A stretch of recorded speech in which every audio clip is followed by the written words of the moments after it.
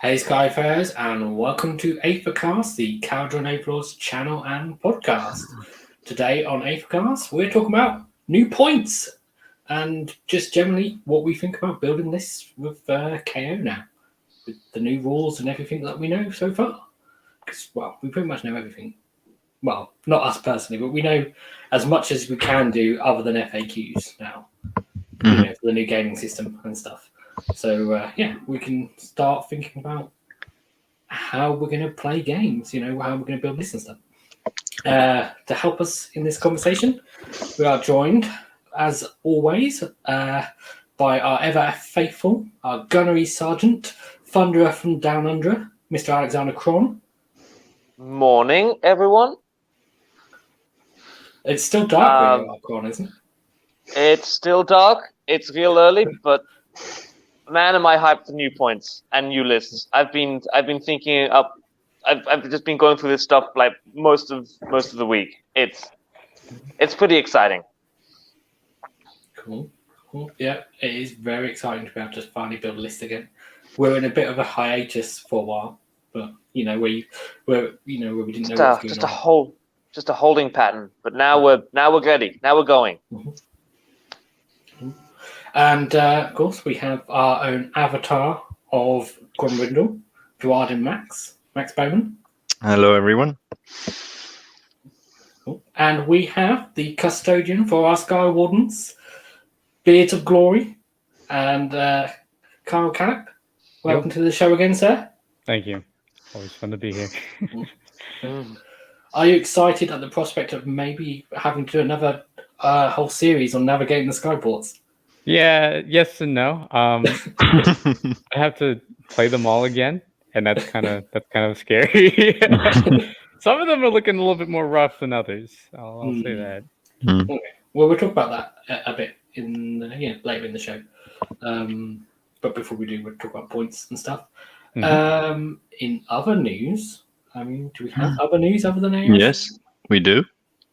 Oh. They're like 6-sided and gold. Yes, so Aethercast dice have finished being made. They exist and are real, and they are already in Matt's house in California. Yep. Yeah. So, if you've seen the show before and you know who Matt is, then he has your dice. All your dice belong to him. The tree man has your dice. Yeah. So hopefully people in the US will start getting their dice soon. And then all the rest of the dice will start, coming to Cron and Max and me, and then we'll ship them out in the UK and Europe and Australia and stuff. So, cool. Dice are happening. That's fun. There is some other news. There's some narrative news. Narrative news. But, Max, have you read it? No, I haven't even received it. You haven't read your White Dwarf yet? No. Okay. Probably have you read the White Dwarf? Do we talk about it now or spoilers? I think we won't, because I think there's going to be a lot of people that haven't read it. Because I must have got mine quite early then. Got lucky. I told everybody in the Discord chat. Well, I did say spoilers beforehand. I mean, if you want, it's good. All I will say is there is a story featuring a Dwarven god, and then featuring lots of other gods, and explains stuff and where he's been, what he's been doing, what Aethergold is, and what his breath of Grogny. Yeah, it's farts, guys. It's just come out of his ass. And it just explains what his goals are as well, which might relate to a new book coming up, possibly. That's been rumored. I know. But, I just bought like 20 hammers, and I'm like, man, they're gonna be phased out. The new book's gonna come out, and they're just not gonna exist anymore. I just dropped $100 on hammers. You can never have enough hammers. I mean, they might they wouldn't replace the whole range in one go, I don't think. They might add like new. The hammers look fine, honestly. Mm-hmm. But I can just imagine the war scroll changing, and then them not being worth having 20 of them. We'll get to that though. I mean, they're solid, but they always come in a combo of Rune Lord, Warden King. Yeah, so who knows? There might be a battle tome in the future uniting the dwarfs, and stuff might happen. But, I mean, War Scrolls might change, new models might come out. Who knows? I mean, I think there'd probably be the Daughters of Cain treatment where they sort of do half the range and then keep half the range, the first time they come out. And then later on, maybe the other half. I mean, they already did that when Cities book came out. Half of the dispossessed range disappeared. Yeah, but they didn't replace them, did they? So No, they might they did replace not. that half. No. They might get new Dwarf Warriors or something. Daughters didn't get replaced as much as they just got some extra models jammed onto the 2013 models. Yeah. So they're running around with like ancient witch sculpts and brand new harpy and snake sculpts. Yeah. Mm. So, yeah. Okay. But that's cool. And then, well, there's lots of people in the chat. So, hello. I'm not going to call out names because there's too many people. And I miss like one person out, and they feel like they've been belittled. Just but yeah, hi you know who you are. Yeah. One person is asking about the dice, and yes, some of them are gold, but there are other colours as well. They've been taken off sale while we sort everything out. There will be some more going on sale in the future once we've sorted out to make sure that, we don't accidentally oversell the numbers and I haven't messed up the maths. Or, there could be like one or two that aren't very nice, like seconds. So don't want to do that. But when I say there'd be some more going on sale, like a very limited amount. So yeah. So let's talk about what everyone wants to hear. Points. So first thing I want to talk about is this guy. Yeah. Because he hasn't got points. Wait. Does he really not? I thought he was 100. No, he's... They are continuing to erase all traces of Cursed City. The purge is ongoing. It never happened. Oh no! It's just, I don't know. The city's characters don't have points. The dwarf doesn't have points. The elf doesn't have points. Yeah, I haven't checked. The cities don't have points either. Nope, they're all gone. Okay, but that means they're not releasing the heroes separately, as they did with the bad guys from Cursed City then. So everyone who spent $300 on a single character from Cursed City... $300? Sorry, guys. I mean, he's cool, but he's not that cool. There was a lot of scalping on Cursed City. There's a lot of scalping. There was, but it didn't seem overpriced. It just seemed like I bought mine for like average hero price. So, I mean, I got a box, so I did too. I'm set. Yeah. Sad face. Yeah. And again, without communication, nothing, not telling us why or how. I think the main reason was because for the bad guys, they said, okay, we'll put them all in a box separately. You can buy them. I think Ragnar, is that his name? Ragnar? Radukar. Sorry. Yeah, thanks. Radukar, he's on a separate sprue, so they can sell him separately. These heroes, they were all mixed on sprues. So maybe they thought it's not, they won't sell like a bundle because people will not want the dwarf, but buy all the other stuff. So I don't know. Maybe that was a reason they said, okay, let's not do them anymore. And if we don't sell them, why should they have points? Because then people will demand the miniatures. Just a shame. It's a shame because there were some cool models. And some had, okay-ish rules. They're fun. Yeah. So what do we use him as instead? He could be a cool admiral, I think, from the looks of him. He's not an Ender Master because he's not engineering enough. Chemist, not even. Probably admiral, I'd say, or a navigator. Hang on. Piratey. Is it technically possible to give a Archanaut captain a light skyhook? Yeah. No, you can give him a No, flare you gun. can give him the pistols. Yeah. The question I was going to ask was, is it possible to put the hammer, the Admiral Hammer, in his left hand? And then just like say that he's got the souped up pistol in his right hand? That is a very souped up pistol. Yeah, what I did, you can easily exchange his hatchet for a sword of the Arcanaut captain, the I saber. prefer I don't. I remember reading somewhere in like one of the old fantasy books that dwarves with swords were just like pansies. So Yeah, but it looks more piratey. it's true. That's why I guess because that's just an Arcanaut hatchet. Like, why he's a captain of an anklet? Why would he run around with a stupid Arcanaut weapon? He needs a proper. He could have had at least like a slightly bigger axe. Yeah. Like a bit more. I tried, but then it looked pretty cool with his. He has that pirate feel. You should send a picture later. I'm kind of curious. Yeah, I can do that. He's not painted. He's not. No, he's not here. I mean, you could probably replace his left hand with some sort of staff and make him a navigator if you wanted to. You could, because he has that instrument on his back. So yeah, he could work as he has that scale as a navigator. I'll just run him as an extra hero if I need an extra hero. That's one nasty flare gun you got there, buddy. Yeah. It is. Okay. He was short-lived, sadly. I mean, game-wise, he wasn't good really in AOS 2. I never seen him anywhere being used. And AOS 3, I don't think the rules, but it's not like I was like, oh yeah, really want to. Extra after seeing the rules, like really want to see him on. Is he still in the app, or have they killed him already? Still in the app. Yeah. Okay, so yeah, that's the first order of business that we lost a model, but everything else it still survived. So let's play Hot or Not with some stuff. If you're familiar with Tinder, the app, then we're going to be swiping left and right on. Fun! No, so we've got a fun one to start with. What is the middle? It's question mark. Is if we're not sure, like we can't agree. That's the super like. You swipe up, it's a super like. Oh yeah. So if you're in the Send chat, nudes. get involved. You can either say right or left or hot or not.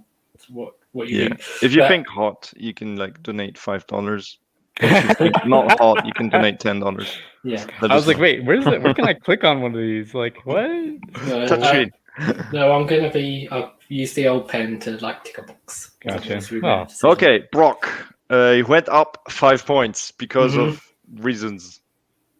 Does it count as a general? We're not sure why. Does it count as a general in addition to your other generals? No, he doesn't. Unless they change his war scroll. He does not give you extra command point for counting as a general.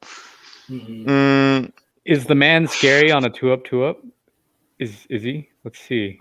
He's basically an Ender Master with dirigible, but just with an extra attack on his weapon, and he does impact damage, and he has that command ability for reroll charges. His command ability makes a bit more sense now that they've changed the standard one. Yes, and it has a big range, 24 inches, I believe. It's a big bubble, but he's locked in Barak-Nar, although we might talk about this later. Barak-Nar has some stonks going up, so it's not the worst Skyport anymore, in my opinion. But a 5-point increase isn't so bad compared to but we were how the whole expecting game has a gone up. decrease, especially because the normal Ender Master didn't go up. He stayed where he is. I think if we go with this idea that you're taking 15, 30 Thunderers, and we're not taking boats anymore because frigates are kind of weird, taking Brock and running your dudes up and then charging, double turning so you're shooting and then getting charged back and then using Unleash Hell, there might be a reason why you might have this with running Thunder Dwarves up the board. But maybe. who are you charging with? With Thunders? It's a great question. I have no idea. Why? Charging to screens? I don't know. I mean, okay, so actually, like, realistically, you wouldn't do that. MSU, Sky Riggers? I don't know. Charge onto objectives is not a bad thing. Charging onto objectives is actually really important. But the goal here is charge on objectives and survive to claim the objective. New Thunder is really survivable, I think. Oh. No, we I don't know. I'd say without the real saves. Personally, I'm undecided. You're undecided? Maybe there's some cool Gnar list where he's good. I like Swipe him. He's a cool model. Come on, I left. want him. I want him to be good, but I mean, the chat is saying not, and I think Okay, this is well a done. fair one to say we can say not. not Probably then. not. Then I not. d- I would say there's one list. Where And he when I could- win, no. AOS Worlds 2022 with Brock, you'll respect me for it. I'll raise Okay, that, done Max. it. I'll do I it did. too. I'll come up with something. I have enough thunders to do it. Yeah, I mean that's the challenge. If you can come up with a good Brock list, there's probably one. I still There have probably one is one, but in box. Yeah. Give me a reason to build him and paint him. okay, so that's Brock. Endra Master with Dirigible, so no change for him. Mm-hmm. I think this is an Super easy hot. one because everything Super else went hot. up pretty much. So The- being One thing we might need to say is even Brock, he's 8 wounds, is he? yes, 8 So wounds. none of our heroes are above that 10 wound magical margin. Yes, is it? To be clear, is it above 10 wounds or 10 wounds or more? 10 wounds or more, I believe. Because you can take the command trait where they get an extra 2 wounds, so you could put that on the Endra Master with Dirigible suit, and then he would okay. be 10 But wounds. Why would you want 10 wounds? What does To it give be you? more survivable. No, Aside from they that, don't because get cover, I think. Yeah, you would lose your option of getting cover. But they 10 get wounds is more things Yeah. for objective. You wouldn't get lookout, sir. So it would be a bad thing. no, the objectives you only get if you're a monster. It's 5 wounds and up, and then monster. 10 wounds doesn't have a. Ah, okay. Yeah, he was just saying specifically for being slightly more survivable. I'm thinking about it. It's probably right. So you wouldn't ever want to take the +2 wounds on this guy. Mhm. But he's still hot because he makes Sky Riggers. I do want to say that it's I worth mean- noting that Balloon Boys did go up in points. I Mhm. actually haven't come up with a good list for him yet because usually you want I 3 do. heroes. Free flat healing. Mm. 3 flat healing. And he's just It's he's good. just solid shooting, pretty good Mhm. combat. He's just a good character, like He's- he was before, and he's Yeah. the Cool fact he didn't go up at all. Cool traits. You can make him a little killing machine. Free flat healing on boats which lost their reroll saves. So healing is more important for boats now. Mm. Making battle line. Do we already know if battle line can be reinforced twice? My assumption is they can. I just- Okay. I Unless I don't think there's been a if not, we're clarification. if not, we're stuck with Arcanauts. Oh god. Yeah. Yeah. So My he's still boys. hot. He's hot. We're thinking hot then. Yeah. Cool. I don't know why Definitely. you want to have He 9. was. He was balloons hot. anyway. Maybe. Yeah, I don't know, but Oh. because I own 34. I know, same. maybe. Why? Maybe. Took me all last edition to paint them, and then No, so I think just groups of 6, like 4 groups of 6 is almost 6 is good. consistently better in this book Mhm. than taking Mhm. a group of 9 was always bad. No Yeah. fly high, no gold, nothing. Yeah. Just Now take Yeah. maybe because you can't take 12 if you want like a little shooty unit in the back, take 9, perhaps. I don't know. Mhm. attack. Pretty good on Yeah. on 9, I guess. If they're in the back, they don't have 9 gold. Never mind. 9 Skywarns can still do some damage. I guess you could take them in Urbaz and give them Yeah. gold. That's what I was thinking. So maybe Yeah. 3s and 3s for all the volley guns. But again- not the worst. Lee, what to do with the gold? The new trams are +1 wound. not hot. Plus 1 to wound is not the worst. Yeah. Yeah, but they get that in zone anyway for charging. So We're saying like a shooting castle in the back. We'll get to that. But Yeah. go ahead. okay, and move he's on. hot. Yeah. Moving on. Cool. Next. Move on. The other engine master. Ah. Engine master with engine harness. I say hot personally. For 5 points more, no problem. He's still Mhm. very good. I mean, if you liked him before, I guess he's good Yeah. now. I liked him. He's good in a combat boat.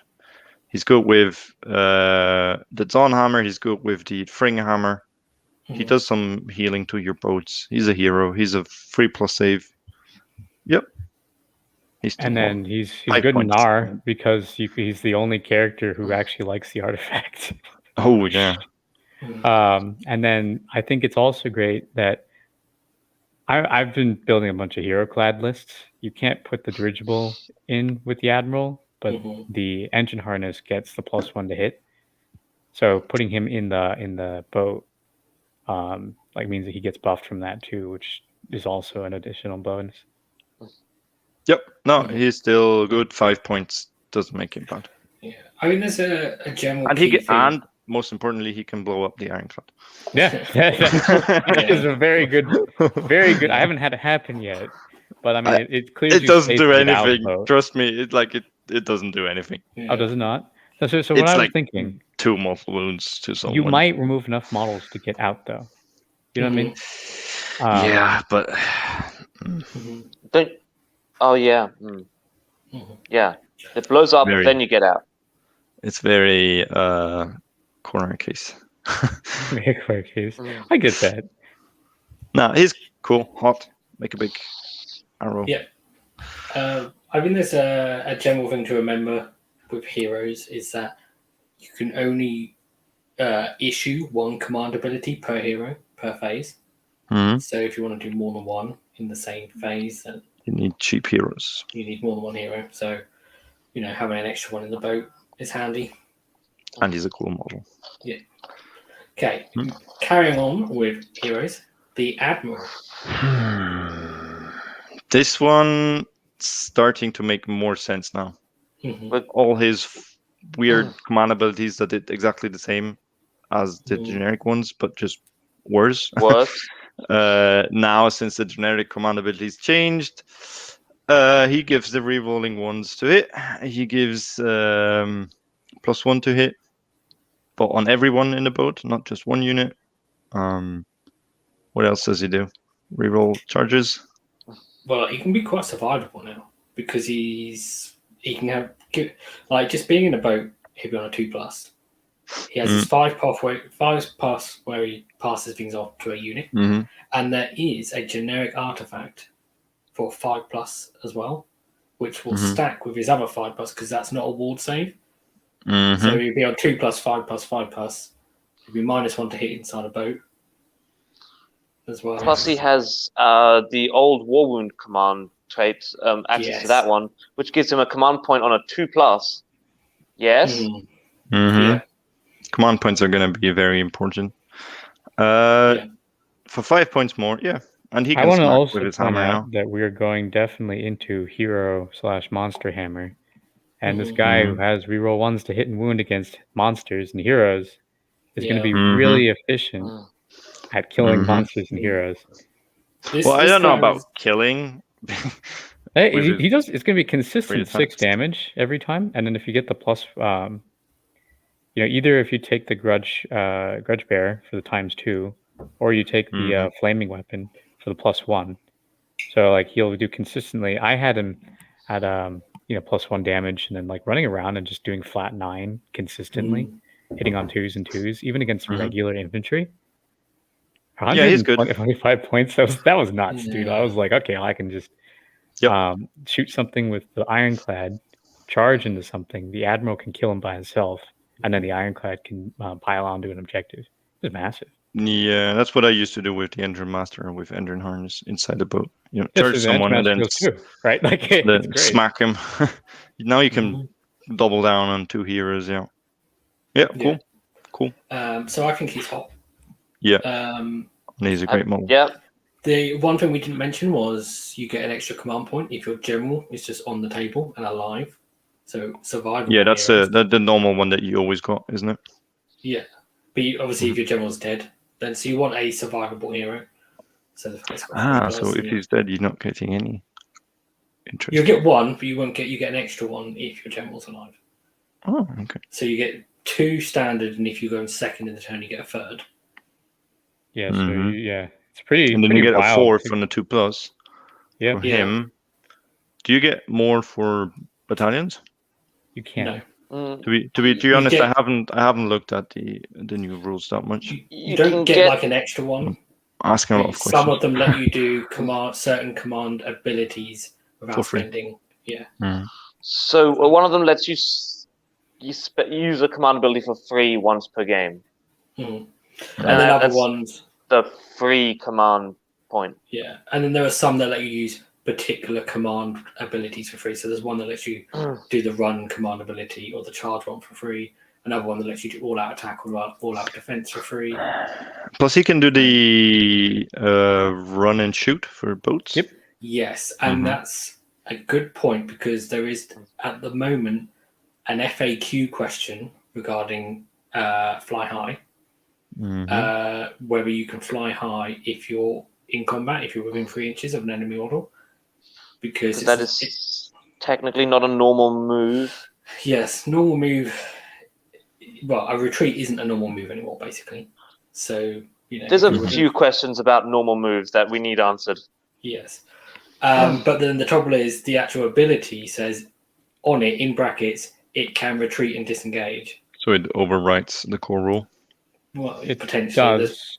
It definitely needs clarification from an FAQ. But so if you could run from combat, not retreating, and then shoot, which is basically disengage. Yeah, you could just disengage with him and run to get further away. But obviously, which is a thing you could do. Although that ability to run and shoot is in the shooting phase, I think. Let me double check that. It just triggers. It just says like if you run, you can still shoot in the shooting phase. Yes, but I think you use it in the shooting phase. Hang on, just double check because the reroll ones is definitely in the shooting phase, which is annoying because then you can't use that and the +1 to hit at the same triggers phase. at the start of the shooting phase. Yeah, so you can't do that as well as +1 to hit then with the Admiral. Like the Admiral would. That's why you want more than So one I need a hero boat. Yeah, a hero That's what hammer I've been boat. doing. But What yeah, I noticed when I was playing was that like if you don't have a hero with near a boat, like frigates that go by themselves, they cannot be buffed at all because they don't have a unit leader either. If you have that's a great reason to have the dirigible. I think is that he can kind of like float between the two of them. But yeah, hero boats I think have gotten quite a bit better just because it keeps your heroes safe, keeps them mobile, and it keeps them condensed so that you can apply all of your buffs. Like from this, different heroes where you need to have them be done, and from a larger base as well. Yep. Okay, so he's up. Paint him up, guys. Yeah. And one thing we didn't mention, but the chat has brought up from Jordan is that he has a battle shock immunity aura. Yeah, which is really good which is awesome. Because we've lost Iron Sky Command because you can't use War Scroll battalions anymore. So that's really cool. He's just loaded, dude. The guy's got so much going for him. 125. Yeah, he's a deal. To answer another question from the chat, a hero boat is basically a boat with lots of heroes in it. Typically, you'd have lots of Endra Masters and an Admiral to Hammer boat. Yeah, just do lots of melee damage. The way I always like to see it was that, like, imagine if anyone played Warhammer Fantasy, where it was like you used to be able to put mounts, give characters mounts basically, and the Ironclad is the mount for all the heroes inside. So you just have one model that has 5 heroes in it, and then like 10 Arcanaut company, and then it's like, okay, this is my army is a mount. Yeah, that's cool. So Navigator. He went down in points. Down in points. The only thing in KO. I don't think there's many things in the game that even went down in points. Not really. So Cataclysm went down. Oh, well, there's one thing that went down. Okay. Yeah. Oh yeah, Go Track. He went down a lot of points. 85, I believe. God, he's so much better now, dude. I watched a game yesterday with him versus it was like Lumineth versus what do you call it, Flesh Eater Courts, and Gotrek killed 3 zombie dragons. He was running so fast. Well, with he rally. will do that. Not rally, sorry. With redeploy, like every time a dragon moved, he moved too. And so it was like, holy crap! Oh yeah. Navigator. He can still do what he did before. He can do it better with the new guild triumphs once per game. He can still do that because what is he spending his gold on anything else? He's doing that in the hero phase, so he's spending gold in the hero phase where usually you don't spend gold, so he's not taking a gold spending slot from another phase. And 5 points less. Yeah, sure. Why not? I'll be honest, I don't understand why he went down in points. I do. There's actually a good reason. There's a reason, but I don't. The reason why he went down in points is because everyone in the army, all the other heroes now can do the Dispel. Dispelling. Yeah. And so that was his unique role before, is that he could do the Dispel. The reroll charges is nice, but you could just save it for a CP. You almost don't need the Navigator. The thing that I don't think they thought of was the fact that his artifacts are the best artifacts in the book. Like, his artifacts are good. The other thing is the half The thing move, with the though. That's what I took him before, was half run move. rolls is not as important because, for example, the Anklet can just do it itself. Yeah. Anyway, because it has a navigator on the war scroll. but The dispelling and unbinding. I mean, did you seriously build lists around that ability? No, because he was the only one in the book who could do it before. Is the thing. Except Nar heroes, yeah. But Nar heroes didn't exist before. Yeah. I mean, technically. If I put him in a list before, it was for the half move or for an artifact. It's mostly the artifact. You put him in the list for the artifact because you wanted the third hero for your Iron Sky command. Because you had a chemist, you had the dirigible for the Battalion Sky Riggers, and then you needed the third one. And often I chose him because his is good. He complemented your abilities to half move someone. I mean, still the board wide reroll charges is good, but with the new terrain and cover and line of sight, he's not seeing as much as he did before. Yeah. Also, the new. You're not gonna have as many gun haulers. I think a lot of gun haulers are still probably good, but a lot of frigates not gonna be charging in anymore. No, frigates. Another thing. Yeah, please go ahead. And then the last thing I was going to say, core battalions being a thing now means that we can get artifacts a lot easier. So getting those two artifacts, Flare Pistol and Void Stone, are super, super easy. You know, like the Engine Masters you're not going to take artifacts on them. Maybe the bomb. The bomblet on the dirigible, yeah. But for the Footmaster, usually you give him the ones from the barracks. Because there's a couple melee artifacts either you give to your admiral now because he's good, or you gave them to your. I was saying like you wouldn't. Because he was the only one that was good in combat. To be honest, another thing with him, why I think he's hot, is they call this now the age of the beast of the monster. A lot of monsters fly, and we will see more monsters. And more flying heroes, riding monsters, or whatever. It's also a way of his ability. You're gonna encounter more armies that have a flying unit that you want to half move. Also, a generic thing now that every army has that can make a model fly. So I can't remember what it is. Are you saying a model or a unit? I think it's a hero. Are you saying Flying Thunderers? Is that what you're saying to me? No. There's a spell and like the gear. That's what boats are for, really. Monsters. I think it's a spell, and it's they have to cast it on themselves. Yeah. No, you can pick a unit. You can pick a unit. Oh, you can pick a unit. Okay. Yeah. But yeah, people are talking about giving Gotrek fly.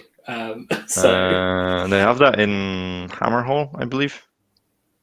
I don't know what fly does for him. He's 4 inch. He doesn't get bonus movement. He just can. He can fly over people.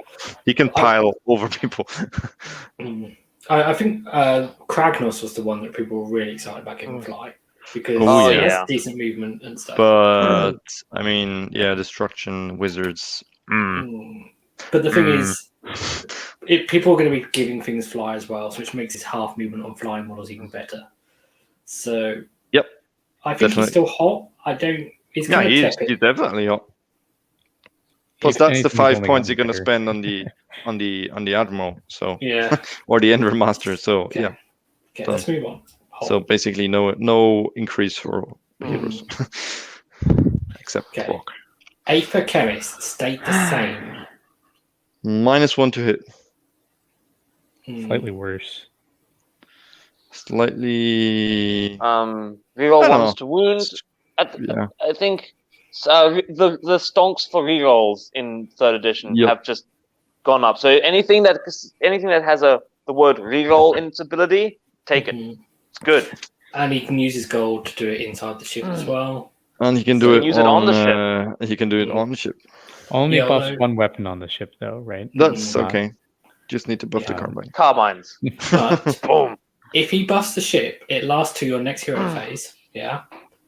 You can't. And the trick is you don't do it on carbines.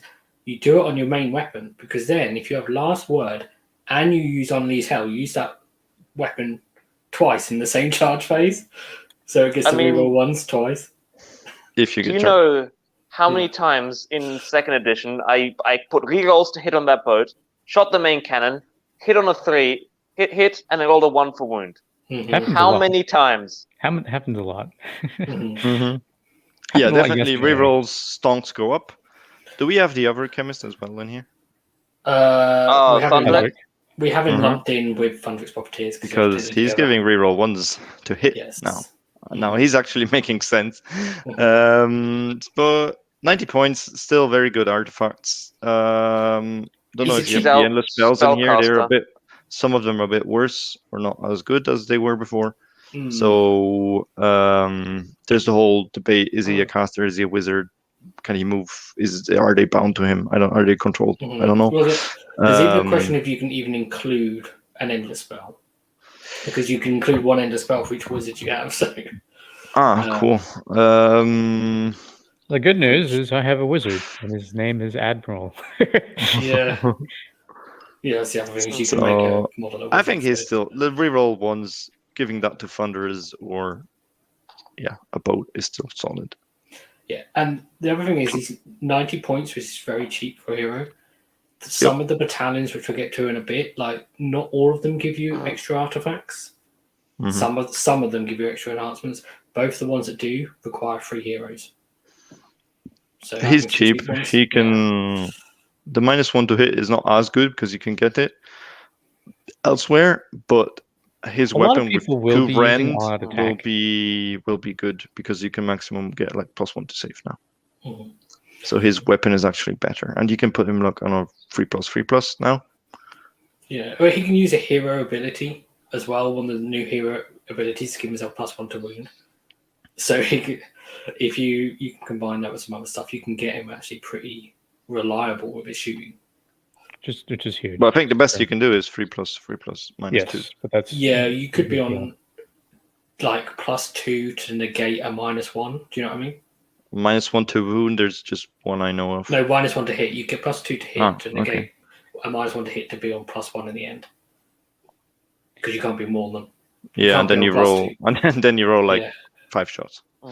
So- Yeah, that's the trouble. Yeah. That's Just the problem with unfortunate. him. But I if do, you're taking I do think it's Zilfin, cool. then just give him the Mhm. staff. There's nothing wrong with that. And then if It's you want worth- to shoot a hero, sorry, Carl, go ahead. It's also worth noting. I said his -1 to hit is not good, but it's also a lot of people will be doing all-out attack Yeah. on your thunders in melee. So by negating it twice, it's not actually a bad thing if you Mhm. actually include the fumigators as well, or don't include the fumigators and then just have a chemist. And Or you Mhm. can like put the fumigator on one end and the chemist on the other side. that's true. Mhm. So you only have to have one Cover fumigator more instead of area. two. Yeah. He's still good. Mhm. He's a hero. He can spend command points. 90 points, cheap. I think only the Cogsmith is a cheaper hero than he is. Yeah. Which doesn't so, do anything for the army. So No, he doesn't do anything. Like not even for city armies. I don't know why he exists. Okay. So I think we're saying hot. So chemist hot. Yeah, definitely. Yeah. All our heroes are hot heroes. Well, Okay. most of our heroes are hot heroes. Brock Okay, is so- Brock is Brock. Yeah. So we've mentioned. These Thunder guys. boys. Yeah. So we mentioned Thundrick a little bit because he have to he's basically a chemist but with a slightly different ability. Mm-hmm. And then Thundrick's Profiteers because you have to take them together. So I mean, they went up to Profiteers themselves are like, they are what they are. They take a little objective in your back zone, and that's about it. They're essentially a 60-point unit, aren't they? If you think he's 90 points, yeah. the same as a chemist. Yeah, they're good. Their bodies, they have a 12-inch Arcanaut pistol, Mhm. which is rare. They get a +1 to hit if they're near him. Yes, so there'd be always like +1 to hit. Reroll the ones if they're near him. which is good. He's coded to Barak Nar, which we talked about. Maybe has some stonks going up. Mhm. So yeah, and now it's a source of rerolling hits without spending. Mhm. No, you can't spend command points to do that anymore. So yeah, cool. Rerolls are always better than pluses. So yeah. Another big plus for him is you couldn't take him in battalions before, and now you True. can. That is true. So- Yeah. It's very true. They Ah. also So put him yeah, in the make gun hauler. thunders. 5 And guys then? in the gun hauler. Yeah, and you can actually put the sky rigger inside a boat. Mhm. But It's actually also yeah, no, having him like he's a source of rerolling ones to hit. The other one's rerolling ones to wound. Is good. Yeah. He's This is like you can't probably- get that from anywhere else now, I believe. This is Except probably from the the Admiral. cheapest way to get a warlord battalion in our list, Mhm. because it requires 1 unit of any kind, 2 And- little heroes and 3 heroes basically, Mhm. and this is the cheapest way to get a normal unit in a KO list. Mhm. Yeah, and you know where that is good as well? That's a good point. But In Barak Fring, because you want a lot of units to get that 1 in 4 Yeah. Warden or allies. You can do it with Mhm. Ether Wings, but since the Prime is more expensive now, you can't fit 2 units of Ether Wings in there. But they count as 2 units. Yeah. So they're a pretty cheap 2 units you can get. So yeah, I mean it doesn't do much because he won't get the reroll ones from Barak Ring, but he can do it anyway. So there's no loss there. And then another, I think that's kind of cool. I've considered this a few times. I haven't done it yet, but you could put them. That's 5 dudes, and then 5 other heroes in a frigate. Have the frigate have an admiral and a skyhook, and just send the frigate out, and you could just have a hero frigate. And so this would be better than having 5 thunders because it's cheaper and they actually do melee damage. So running the frigate filled with a hero Is frigate it with cheaper? thunders, Is it more cheap than 5 thunders? it's 120 points versus 60 to put 5 dudes in with you. Does that make sense? Oh, so 135 points now. 5 thunders is 135. When I say cheaper, I mean the extra 4 bodies. Okay. Because it's you can have 6 HQs. Thundrix is 1. Then you have 5 regular heroes, and then you have the 4 dudes, and that's 10 people. Okay. Yeah, it seems very specific. It is very specific. It's just something you could do. I've thought about it. I'm like, I could put 10 named characters in the boat and just like have them run around. It could be cute. No. Yeah, he's okay. Is he hot? I don't know. I would put him in the question mark because it's not really Question a first mark. pick. Might not be for hot. life. Might be hot Yeah. because of rerolling ones. Yeah. He's And very specific reasons to take him. don't they give him a ward save or something? What do they even do to him? Don't they like save him from bullets or something? I think he. It's been a while. Never The used biggest thing these is the fact guys. that they have Marine. And the Marine keyword just makes him good. Oh yeah, it's the only balloon boy with the marine keyword. Expertise.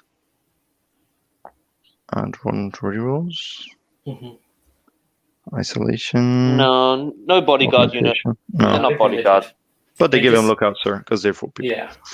So I think he's a question mark because he's not like, oh yeah, I really want to take up Thundrix Prophetess, but No, he's not, and he's Nar, but he's better or more valuable than he was. yeah. Whether it's 10 points more valuable or not, I don't know. But you could have said they're over. 150 Cost points of for how many wounds is he? 5? Yeah, 6, these 7, guys are 8, 1 wound each. I 9. think the Skywarden has an extra Skywarden wound. has 2, yeah. Yeah. So that's 10 wounds, Mhm. 5 bodies. Yeah, he's okay. Okay. They can sit on a back objective. So Arcanut Company. And also, while we're thinking about that, to answer a question from the chat, is anything going to be not? Yeah, Rock Grumson was a not right at the beginning. But yeah, there's gonna be a big frigate shaped knot. Whoa. Whoa. Yeah, fight me on it. I They will were fight you good. on it. Now they're shit. Arcanauts 10 points more. Let's be honest, they for 90 points they were great. Mhm. Now for 100 points, Well, I don't know. You cannot string them out to screen anymore because of coherency rules. So they cover much less ground. You can't see. So 90 to 100 points. The points increases, we can't look at them in context of last edition. Mhm. A 10-point increase is essentially a no-point increase. Not increasing in points has effectively lowered the points of a unit. Increasing in 10 points is kept about the same in It's comparison 10%. with the rest of... Well, but the whole game went up 10%. But you can still only play with 2,000 points. No, but it's a frame of reference. Like, you know, if you're moving 65 miles per hour and the other guy's moving 65 miles per hour, it doesn't matter. You know, that kind of thing. You're moving the same amount. Everyone's 2,000 points looks a little bit smaller now. Mhm. Was that a dwarf pun? There is a thing about, like, I mean, they've lost reroll saves. Yeah, that's the big thing, and that's why, for me, they're not hot, but you need to take them because battle line. And the other thing is, like, as pointed out in the chat, is battalions are free now. You don't pay any points for battalions, so you know, across your army, your army might have gone up about 100 and something points or 90 points or whatever, but you're not paying for a battalion, so it's the same. Yeah, So everyone was I spending agree 110 with points on that, a but that's on that the thing. points you spend on the armor. Arcanauts, their role was to screen and maybe sit on a back objective and defend it with reloading saves. They can Both still of these hold back things, objectives. they can't hold, like, something charges them, they're gone. Let's It's be a honest. shame because that was a really cool, like, narrative piece. Was the fact that it was like the whole idea. Arcanauts, they did great. Arcanauts with a chemist, they could hold out an objective against like a Maw Crusher for 2 turns, no problem. And they even do damage to him with the poking spear. But now it's just they won't survive. I had these epic hero moments where the Pirates of the Caribbean team was playing in the background, where they somehow survived. They did a lot for me. They did hold the ground against Catacross. Actually killed one. You know, you can string out. You can cover your backboard. You could. But now I mean, we still need screens. I mean, do you want to analyze stuff into screen? I mean, at least maybe it's cheaper to screen with Ether Wings now, because you can take them in freeze. Like they don't have that stupid currency regulation. You can take loads. They move faster. I don't think the coherency thing is a big issue because I can still screen out like 14 inches and be coherent. And but you cannot deploy in the corner and screen like your whole army with one unit of Arcanauts anymore. Yeah. No, now you need 2 units. I don't know the new battle plans. Maybe there is no. To be fair, the new coherency is not the worst thing. You lose a bit, but you can still string out. You just kind of lose a little, like 2 or 4 inches from putting, instead of having 2 guys all the way out here, you make a triangle at the end. If they die, then you lose a lot. No, because you lose them down to 5.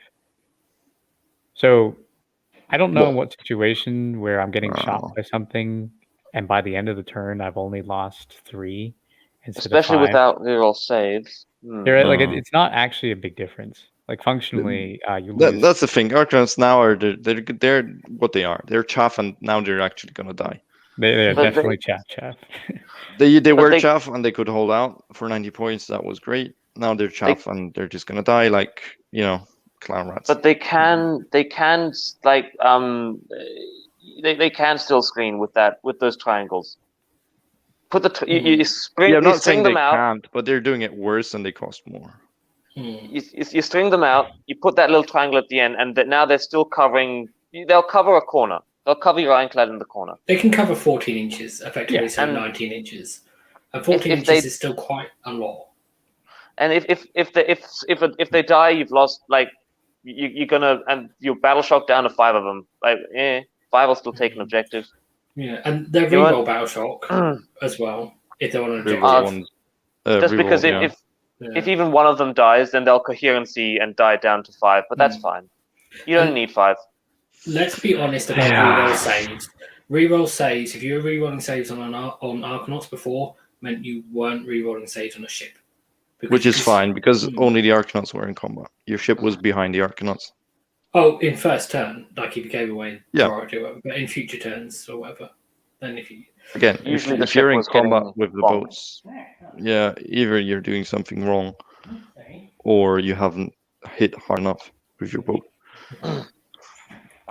So, yeah, for me, I mean, we need to take them. So I also want to point out one thing. I kind of noticed Not this convinced. yesterday when I was looking at regular infantry that have shields now.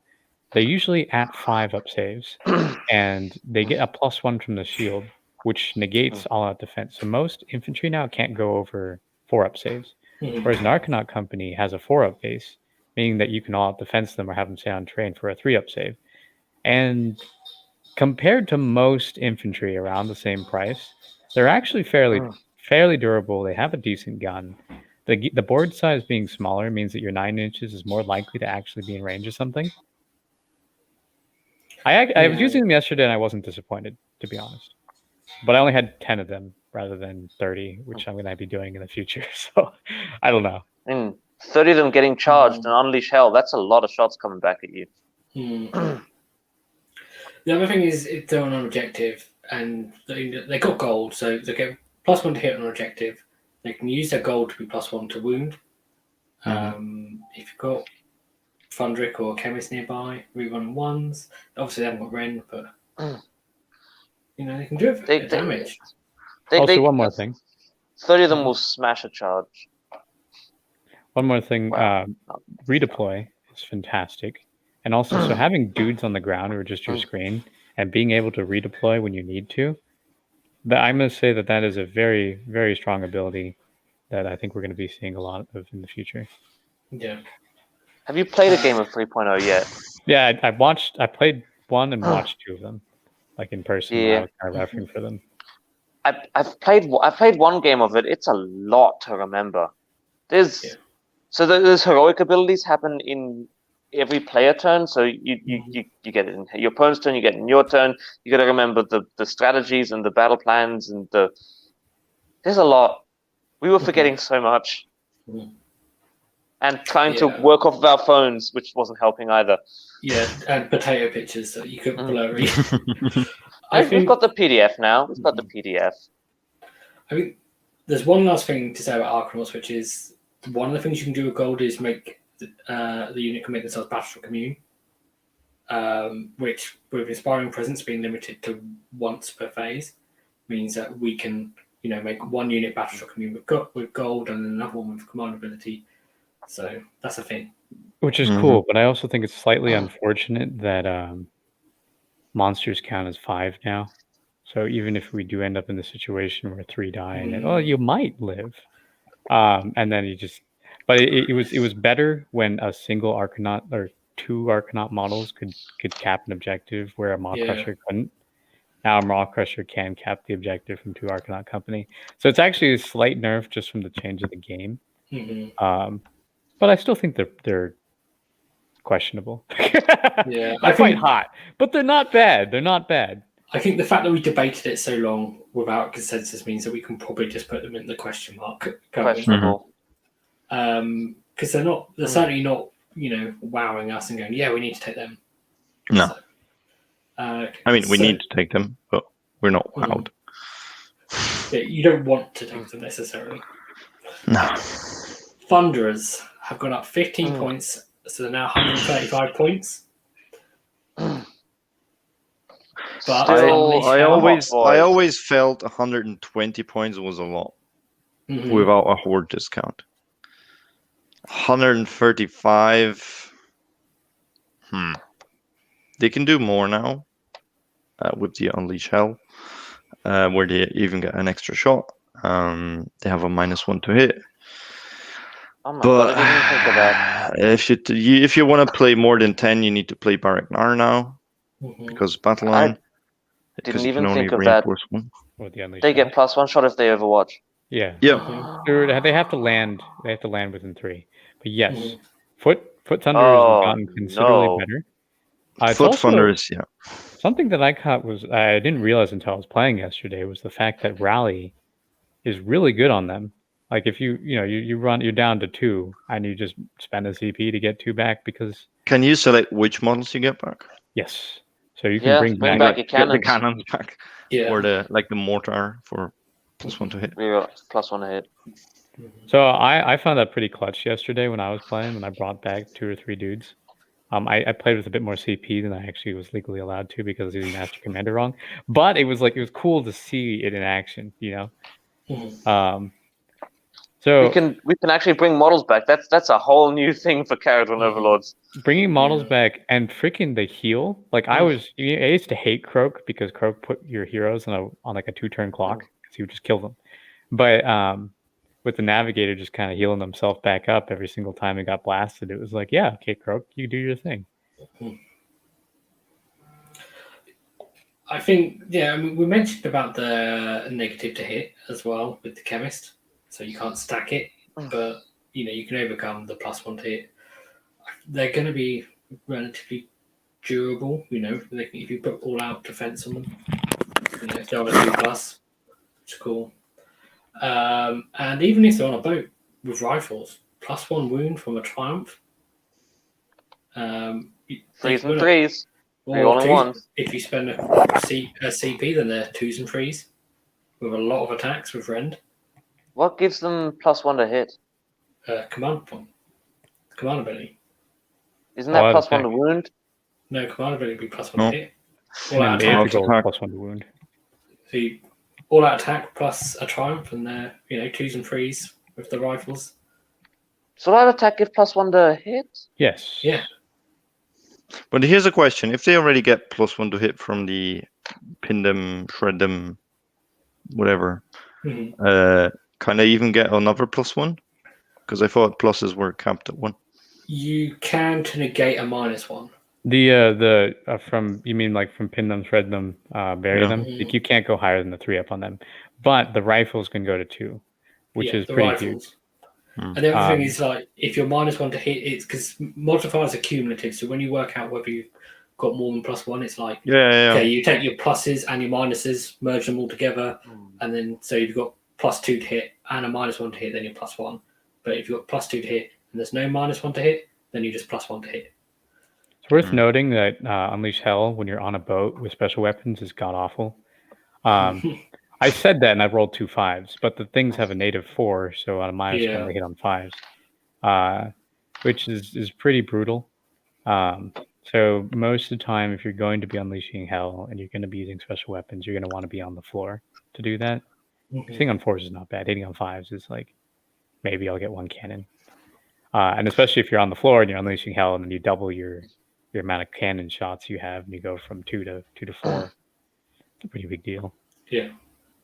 That's the thing with Unleash Hell, like rifles. Yeah, you get an extra shot, but then it's 4s and 4s. I don't know.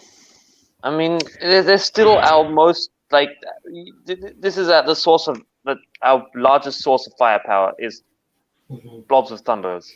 I mean, a unit of 10 with rifles doing Unleash Hell, even though there's still 32 attacks from a unit of 10. So that's still a lot of attacks. And you can have chemistry rolls on it. And you can still technically be, if you're in Thring, then have reroll 1s to hit. Yeah. I guess the thing is now is you're paying quite a hefty amount for them. I mean, 120 adds up quite quickly. 135 adds up even quicker. It's a lot of points, but I believe future KO armies will rotate around Thunders. Especially with Barak Nar, these guys are your battle line now. Yeah. Yeah. And especially because Endrinbrig is just stomps right down. Endrinbrig is not exactly, yeah. So armies will look like, here's my gun line. I'm putting these on the objectives. This is my gun line. Charge them, I'll shoot you. Meanwhile, I'll fly around with boats and shoot you. I do want to say another thing that actually makes these guys slightly better is kind of what you said. horde discounts before, when they're comparing them to other units in the same class, they were kind of worse. Now, when you look at armies like Cities of Sigmar or the Slaves of Darkness, stuff like that, without the horde discounts, people were putting a lot less wounds and models on the table. So even though the Thunders kind of went up in points, the amount of percentage of the enemy army that they're actually killing has increased dramatically because the number of wounds that enemy armies have gone down a lot. Like you don't see 80 skinks anymore; you see 60, because it caps out, and then because of the cap on their saves, they cannot get better than a 5-up. Whereas before, because they have a native 6 and the shield gives them +1, them killing they kill a lot of 5-up save infantry really well. Yes, so we definitely had questions about that save. I really want to go to that save. So you can only get the end result is you can only get a +1 neg1, right? You can get more than a neg1 on save. And Rend overrides that rule. So if you have 3 things that give +1 save to a unit, and it's getting shot by something with a Rend 2 weapon, does it have what happens there? It has +1 save. It has +1 save. Yeah. So it does stack like that. You ignore Rend afterwards, yes. So most things, because you only have Rend 1, most things that all out defense against us are gonna have their natural save. The difference is the natural save of most units is actually not fantastic. And it actually consistently forces your opponent to use a CP. So Skinks would still have a 4+ if you shot them? No, because Skinks have a 6-up natively. Do they? Oh, yes. Okay. I found that out yesterday. Yeah. You don't also. So they'll have a 5+. Skaven nice. Okay. Also have a 6-up. I mean, they could stack more than one +1 save on Skinks to counteract Rend. Like they could put +2 save on them. No, so that's the thing. It doesn't matter because they have built the bucklers, put them from a 6 to 5. So just the unit themselves would. Oh, I see what you're saying. To negate it a second time to keep the 5-up. But then there's still 5-ups, you know. Yeah, exactly. 5-ups aren't good. I'm used to killing like freaking 3-up save, 2-up save skinks that are running around, right? So like it's a huge. Yeah, it's a big difference on them, yeah. To answer a question from the chat, do you want to go, Con? Or I was going. Yeah, answer the question from the chat. Yeah, it's not about Thunderers. It's basically the question is if a ship gets charged and the Thunderers are inside, can they unleash hell? Yes. And the answer is they can, although typically they don't get +1 shot. Yeah, they won't get the +1 shot. Typically, you're going to be better off doing it with the ship if it's an ironclad. Unless maybe if it's a unit 15, then it might be better with the shoot unit. And just because all cannons and carbines wound on 3s, and they do 2 damage instead of the 1. I find that even overwatching with the frigate is actually better than doing it with the guys inside. So, Cron, what were you going to say? Going about saves and Seraphon. They've changed the wording to how that dice cannot be negated below 1 has now gone to dice cannot be negated below 0. So we can now rend Bastiladons. Yes, that's a very good thing. So yeah, Bastiladons are worse now. It's cool. So Thunderers, what are we saying? We're saying hot? Hot. I think so. Probably. Cool. I can definitely sound see enthusiastic, Max. No, because I hated them 120 because I felt bad paying that much, and 135 just feels wrong. Like I agree. Plus, I'm not even using them in my the Thring list that I posted. So I see what you're saying. Oops, sorry. Airplane. Yeah, I mean it's a thing, but I think you don't necessarily have to build around them. You can just take one unit of 10. It's fine. So it's cool. Endrin Riggers. 120 points, so 20-point increase. That's not the worst thing. They've got that super awkward. They're in the super awkward position where if you reinforced them once. Now they have to worry about coherency, and they've got 32 mil bases and a 1-inch range, which means you're either going to attack with 3 of them, or you're going to lose them all to battle shock. I mean, you can sort of stack them sort of behind each other. You can have like a half-inch gap and then put the one behind so he's within an inch of the enemy unit. I think the answer circles there work. is you just don't take 6 saws. You're going to take only 4. If anything, you wanted to have 1 skyhook anyway, and I think that having the grapnel hook is not necessarily as necessary as it used to be because run retreats have been nerfed. People aren't going to be moving across the board as much as they used to, but it's still nice to have the grapnel hook. So maybe when you're taking drop squads of 6 riggers with a gun hauler that just flies around, keeping it buffed and healed, it's not the worst thing that you could do. But I definitely do think that saw squads are kind of gone. Yeah. I mean, I'm certainly not as enthusiastic about taking them now. And I mean, at this point, if you're going to make a gun squad, you might as well go with the cheaper option as well. Just save 5 points if you're going to equip them all with drill cannons and volley guns. Make them Skywardens. Yeah. I mean, they still heal. So MSU they still heal units. boats. MSU units will be there to like control board space. Plus board space got smaller. Everything feels wrong at these points, but I guess it's just because everything gets more expensive. 120 points for 6 wounds.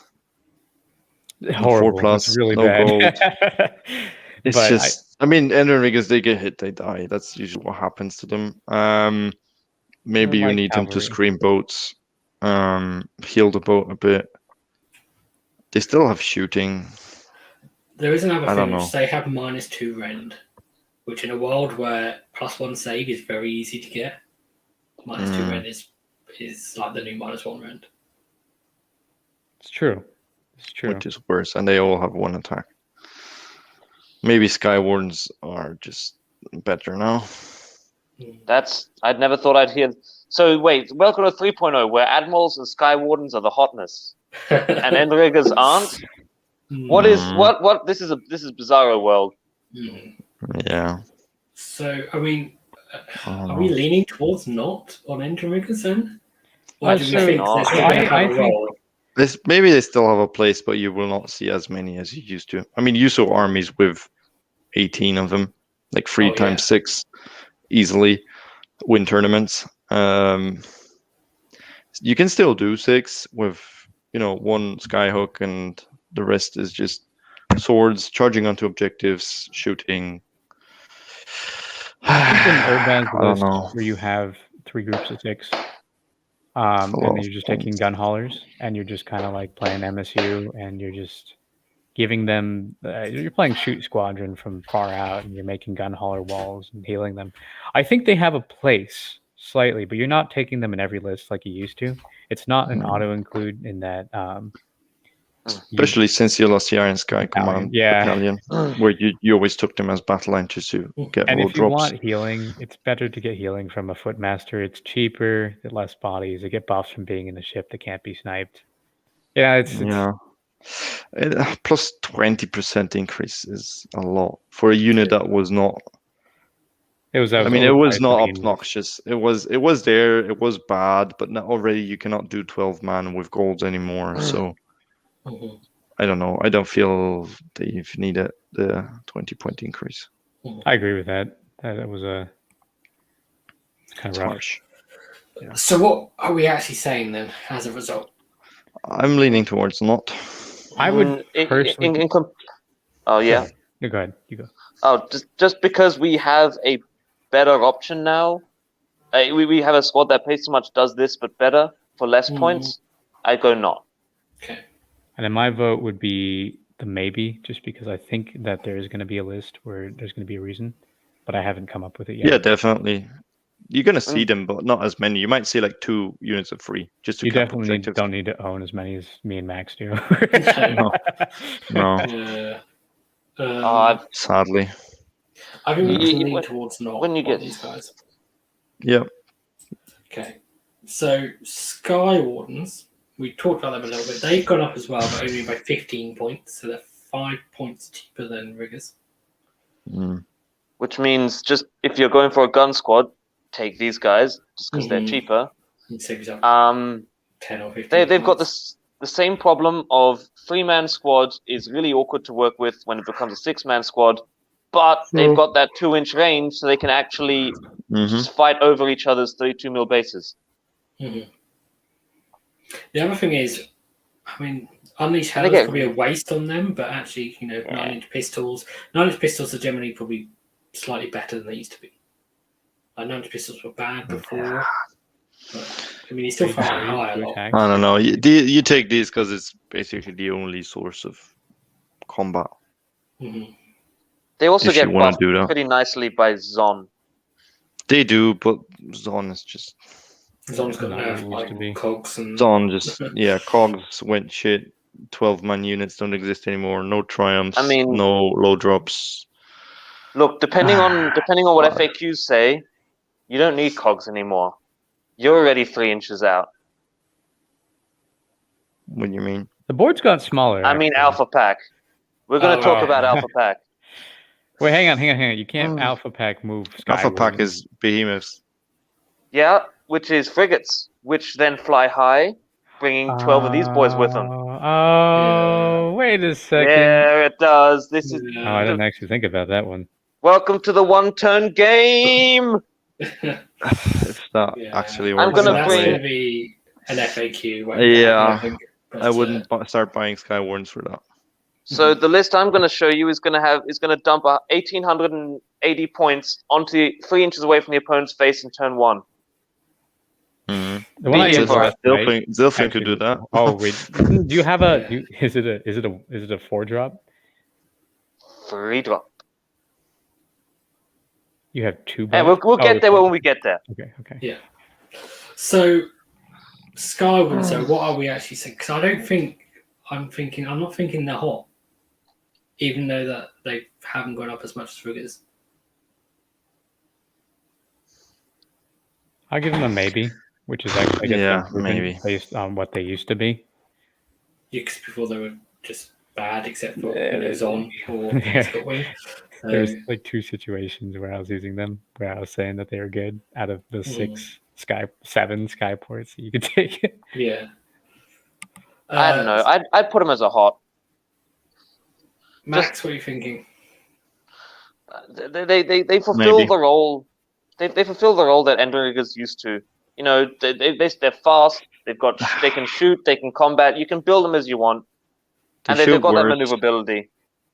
They shoot worse. They combat worse, except on. Hmm. They combat better with that on 15 2-inch range points. They Sorry, weren't wait. great. Like outside of Zon, Sky Wardens were shit, and now I'm paying 15 points more. Mhm. How is that good? now. I think we'll go for a maybe on these guys. I want to say that are most deployment zones spacing now 18? Because the one I played last night was 18 inches apart. I don't know. The average is sort of 18, maybe 22 inches. There's 22 inches on a couple. I think there's Which one makes that's it 20. Big It's difference. from 22 24. inches. Wow. Yeah, but there's a couple that are like you have to measure the diagonal and it works out. It depends on the size of the base of your model, because when you put in a corner and you put a circle base in a corner, then it won't be right on the tip of the corner. So there's one that's 24 inches, but there's a lot of 18, and there's a lot of 22 as well, because it's 44 inches, and then you get a quarter of that for your deployment. So you get 11 inches, your opponent gets 11 inches, and there's 22 in the middle as well. So there's a lot like that.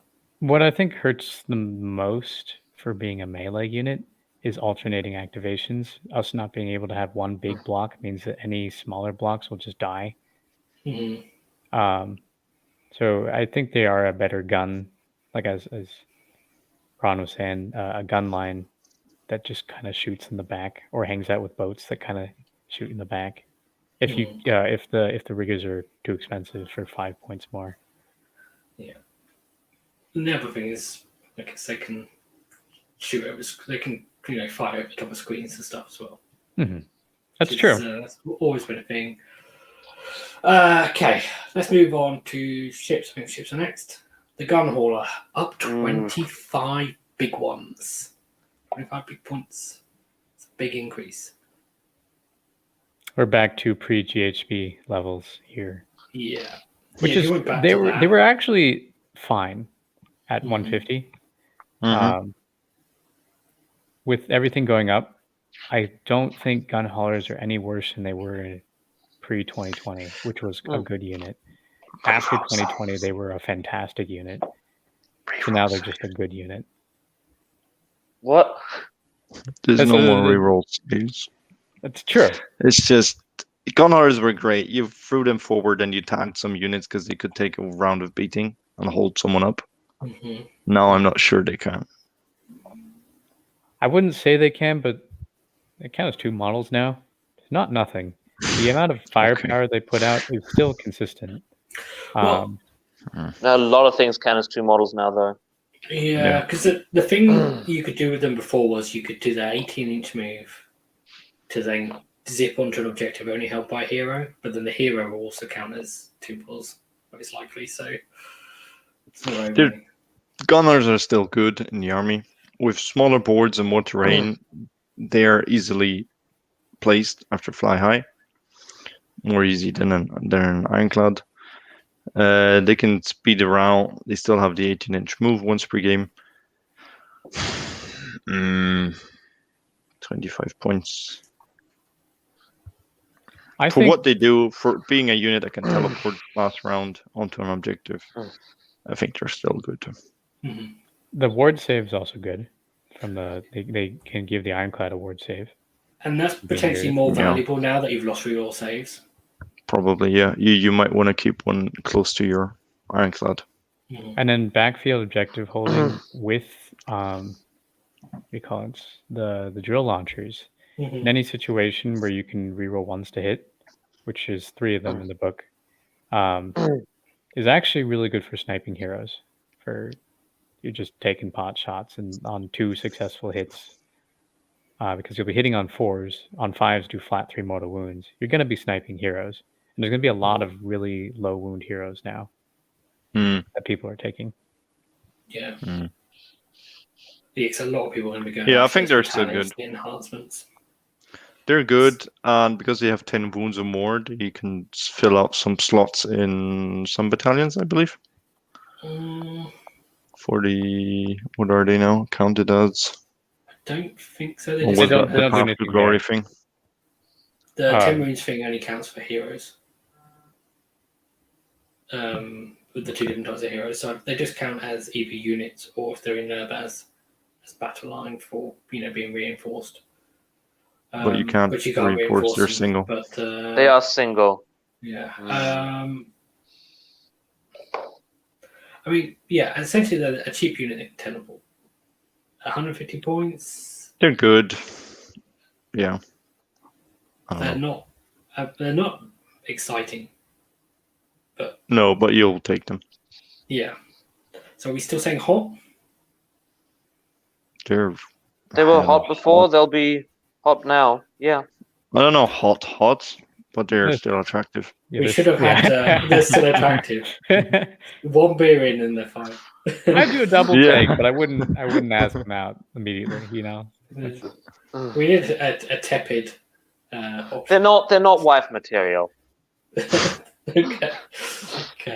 Let's just do like this thingy. There we go. There We've cheated on our own game. Okay. Frigates.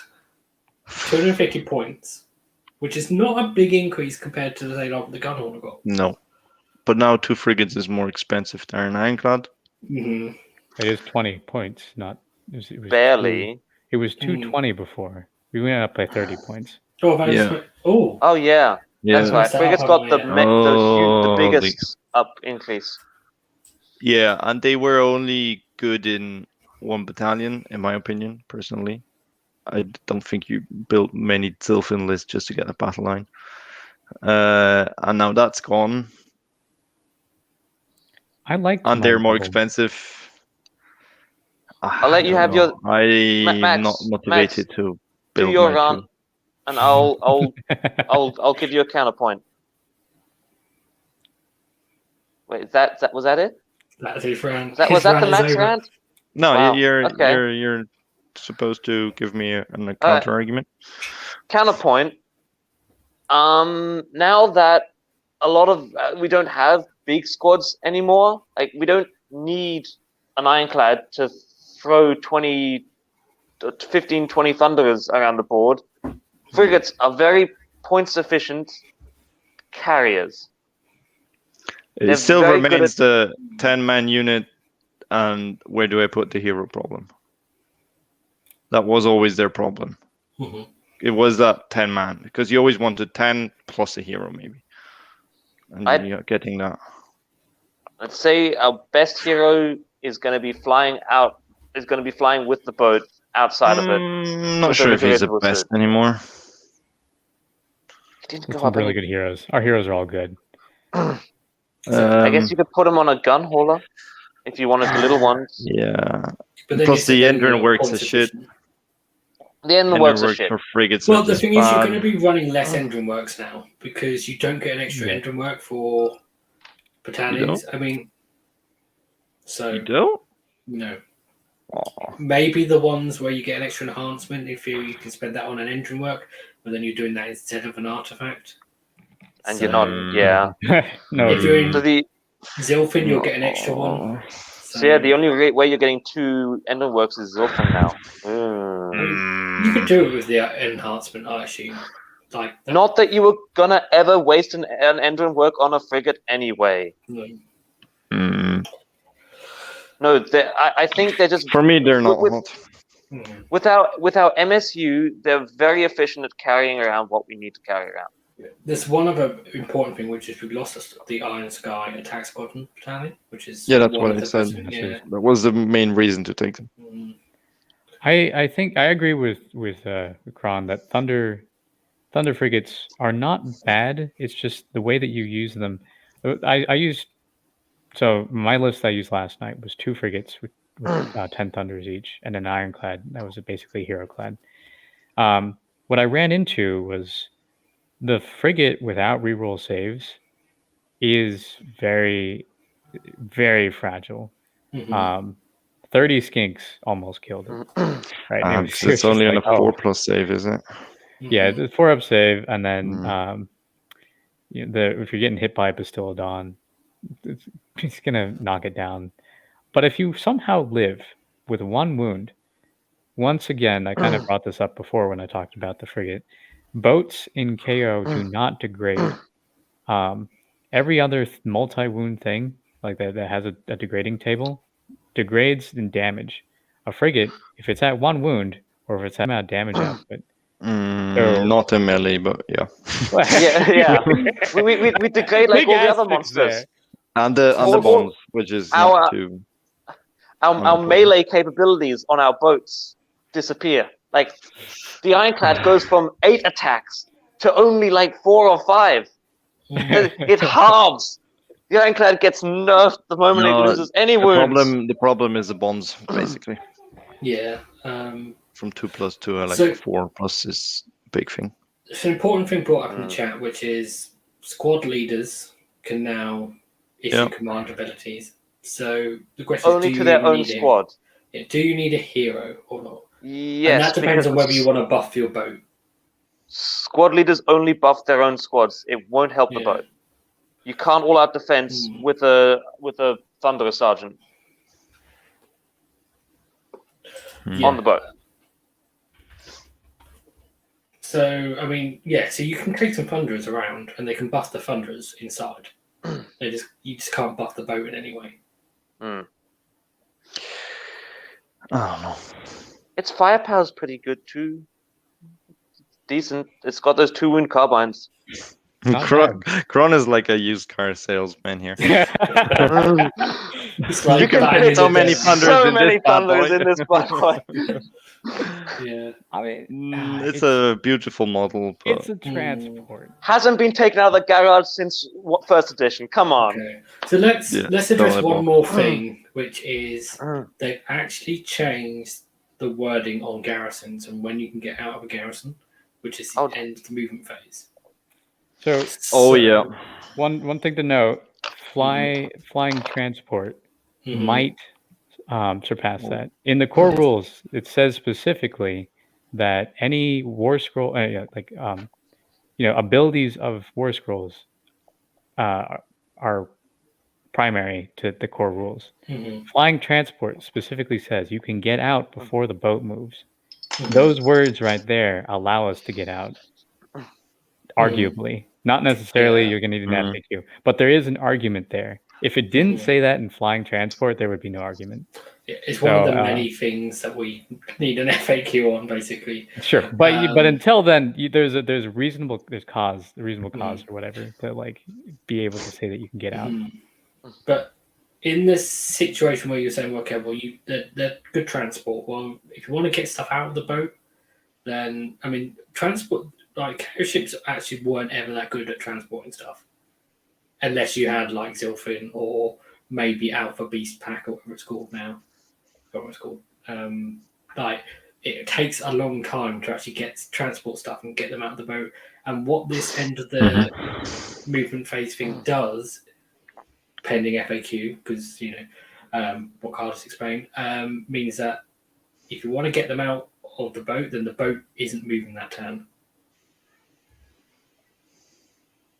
Unless you can, because you can't get in or out before the boat moves, and then leave the garrison at the end of the movement phase. So you can get in, move the boat, and then still get out. Are you telling me that there's a reason why Zon has a footnote?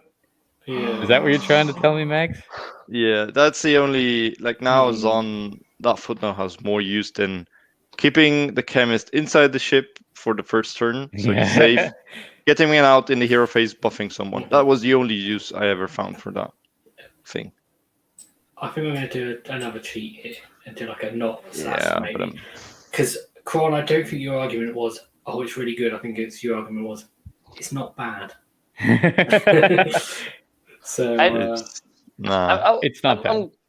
I've made a couple lists with it. It just, it's okay. Okay. Yeah. Oh, I went too far. Ironclad. My boy.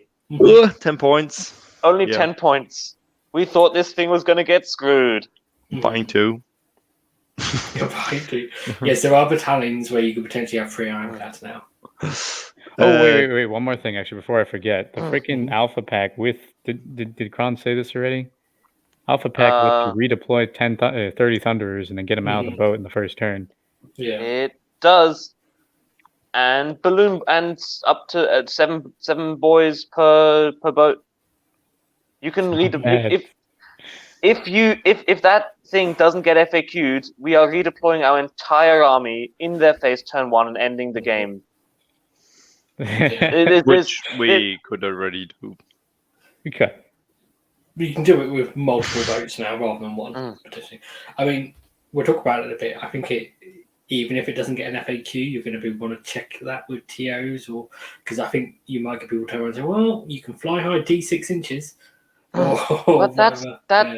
Yeah, there's a lot of people that are very strongly against it. There are, because it is breaking the rules. Yes, that's because most watertight edition my ass.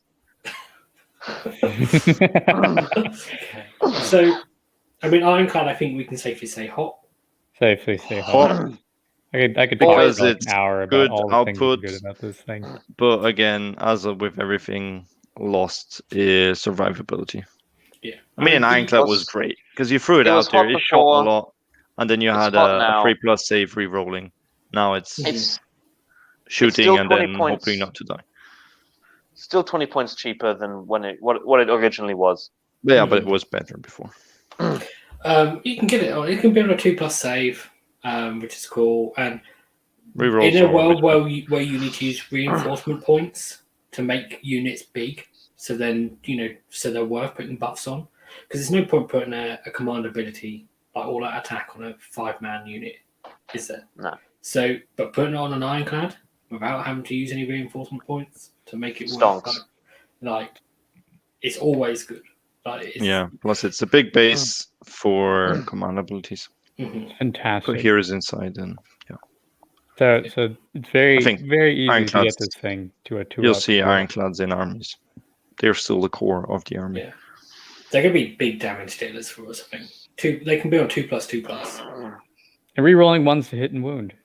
Yeah. Oh, yeah. But, On one gun. On one gun for the re-roll. So actually, sorry. Yeah. One of these things is not. Oh, no, sorry. So this is the best situation you can have with this thing, is if you have a Triumph, you have your Aether Gold, and you have a Chemist and an Admiral inside. Oh, no, So- the chemist can't give a reroll once to hit. No, if but you use can. the Triumph on the boat. You can, because you use the regular Triumph, not the Aether Gold. The Chemist uses Aether Gold to give him reroll 1s to wound. You pop your Triumph to give yourself +1 to wound. And then you're shooting something in Thring or in Zilfin that flies. And then you all-out attack it with any other hero. And so suddenly you have... Yeah, well, actually, I guess with the Chemist, that's actually the cheapest way of going about this. And then your boat hits on 2s, rerolling 1s. Wounds on 2s, rerolling 1s. And Exploding 6s in Thring. There's only one thing you've missed. The only thing you've missed is you could have a flare pistol so that if you're -1 to hit, then you're re-rolling all failed hits. And then in the best case scenario, you're next to a Rune Lord who has curse that just makes it so you do mortal wounds. Oh, Wait. Yeah. Wait, you want +1 to hit? Get an Ordinator. Yeah. Oh yeah. +3. Lord Ordinator. +1 to hit You on cap one out boat. at 2. You don't need more than that. No! Hit on 0s!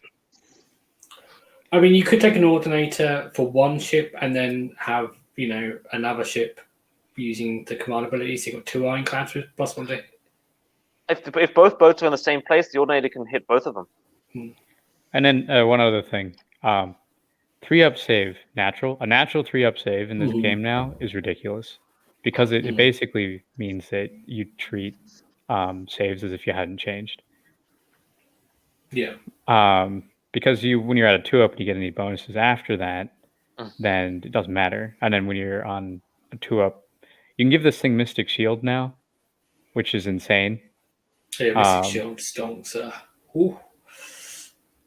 Mystic Shield, you can all-out Back defense. to first edition Mystic Shields. I was not expecting that. I was like, when I was looking at it, I was like, oh my god. The game now was not designed for having +1 to save on everybody because everyone has +1 to save already. This is a great, fantastic unit. Here we can go on. Okay. Let's move on to Skyports. So, Barak Nar, hot or not? Well, more attractive than it used to be. That's a good The thing with Barak Nar is you get a lot of CPs, but you get them the first round or start of the first round, and then you lose them end of turn 1. So that's a bit a shame. So you got all these CP potentially to spend in the first round, where you might not need to because armies are not engaged.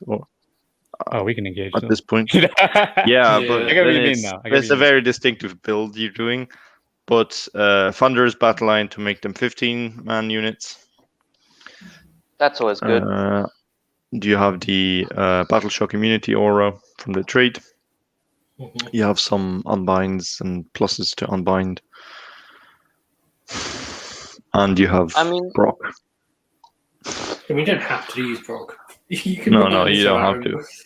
No, but just the fact that Brock has the Barak Nar keyword just brings the entire port down. Army. Yeah. Just one of these is not related necessarily to the other. It doesn't matter that he's in the army or not. Just the fact that he exists with the Nar keyword, the whole Nar thing. Worse.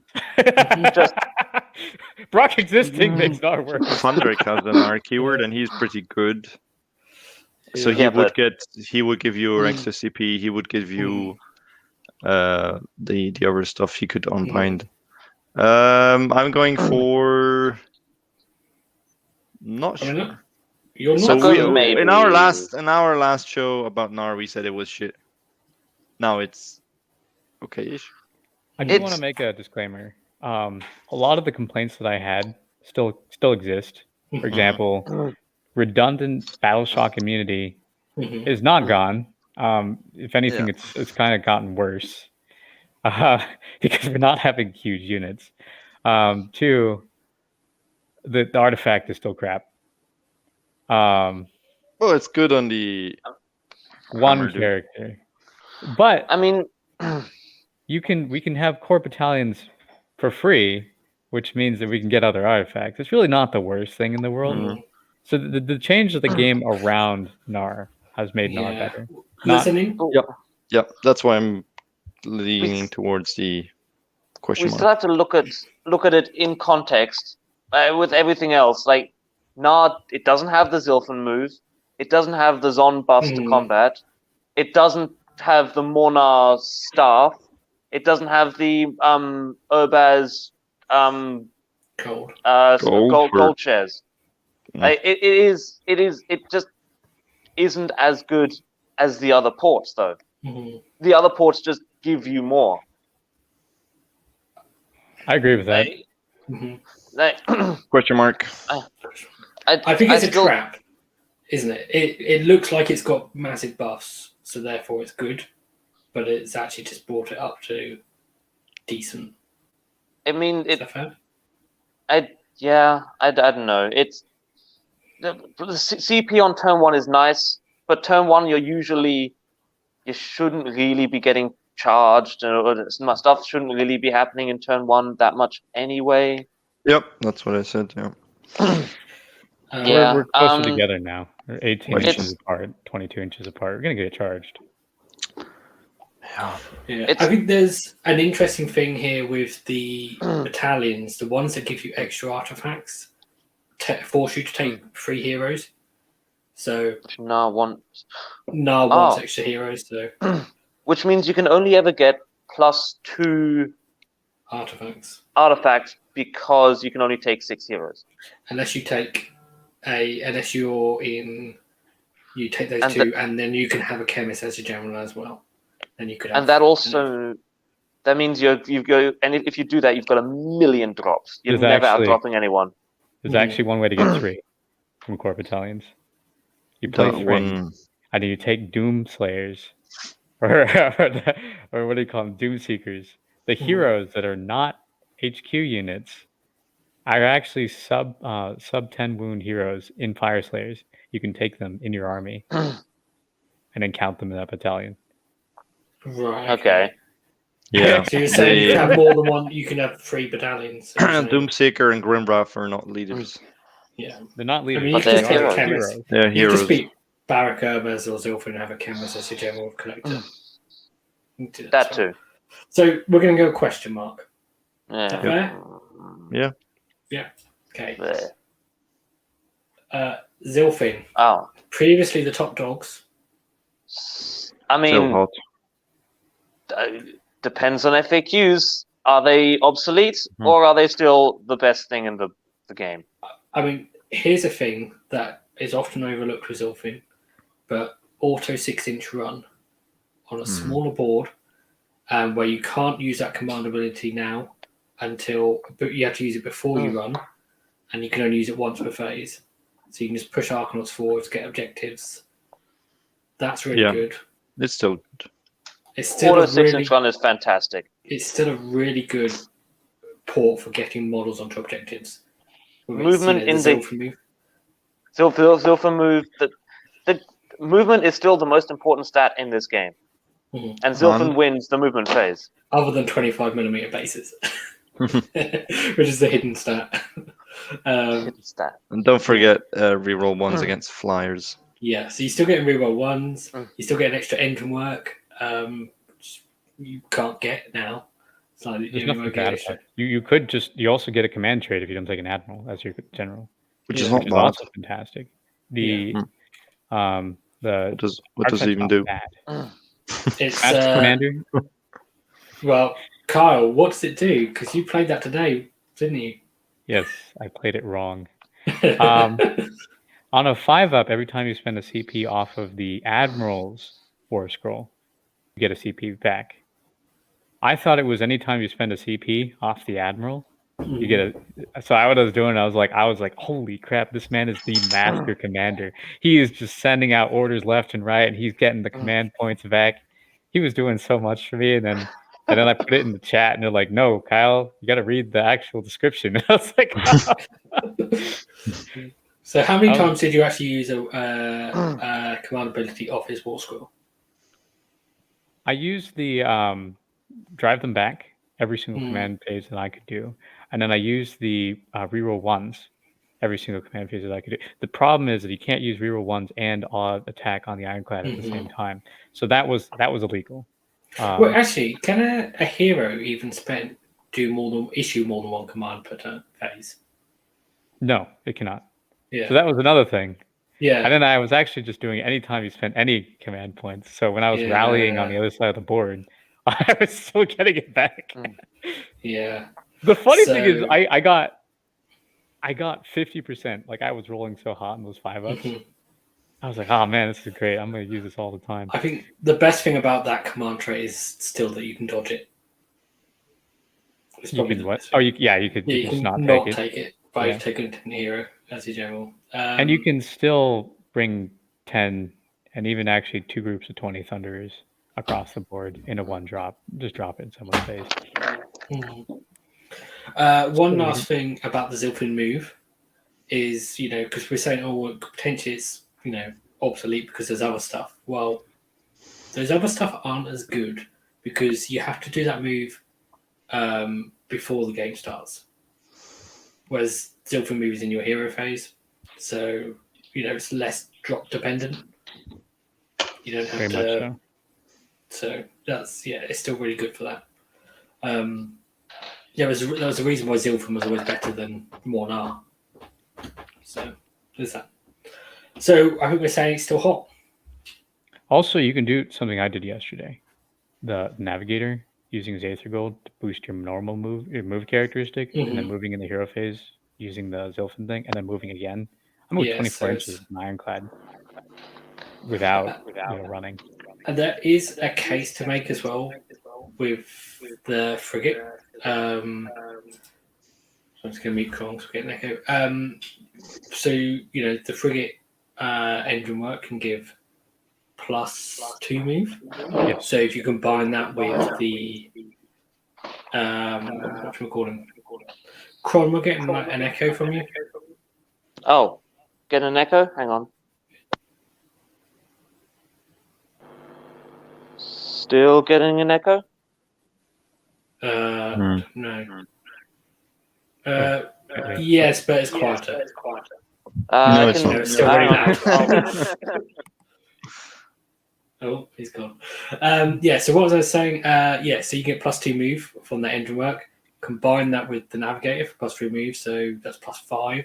And then you move in the hero phase with the +5, and then move in the movement phase +5. There's an extra 10 inches move in one turn. So it's like what Carl was doing, but with even more.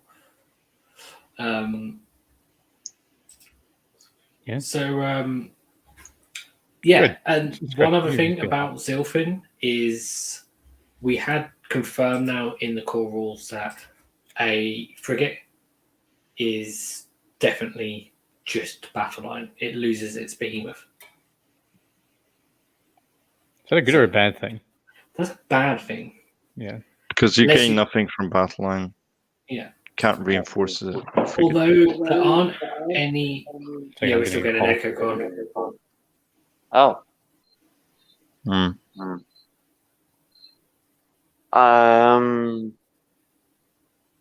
I do not know what to do about that. So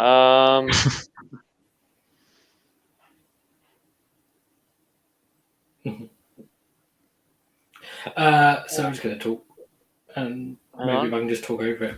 And then Aaron brings up in the chat, the auto run 6 is good with the Admiral's command ability.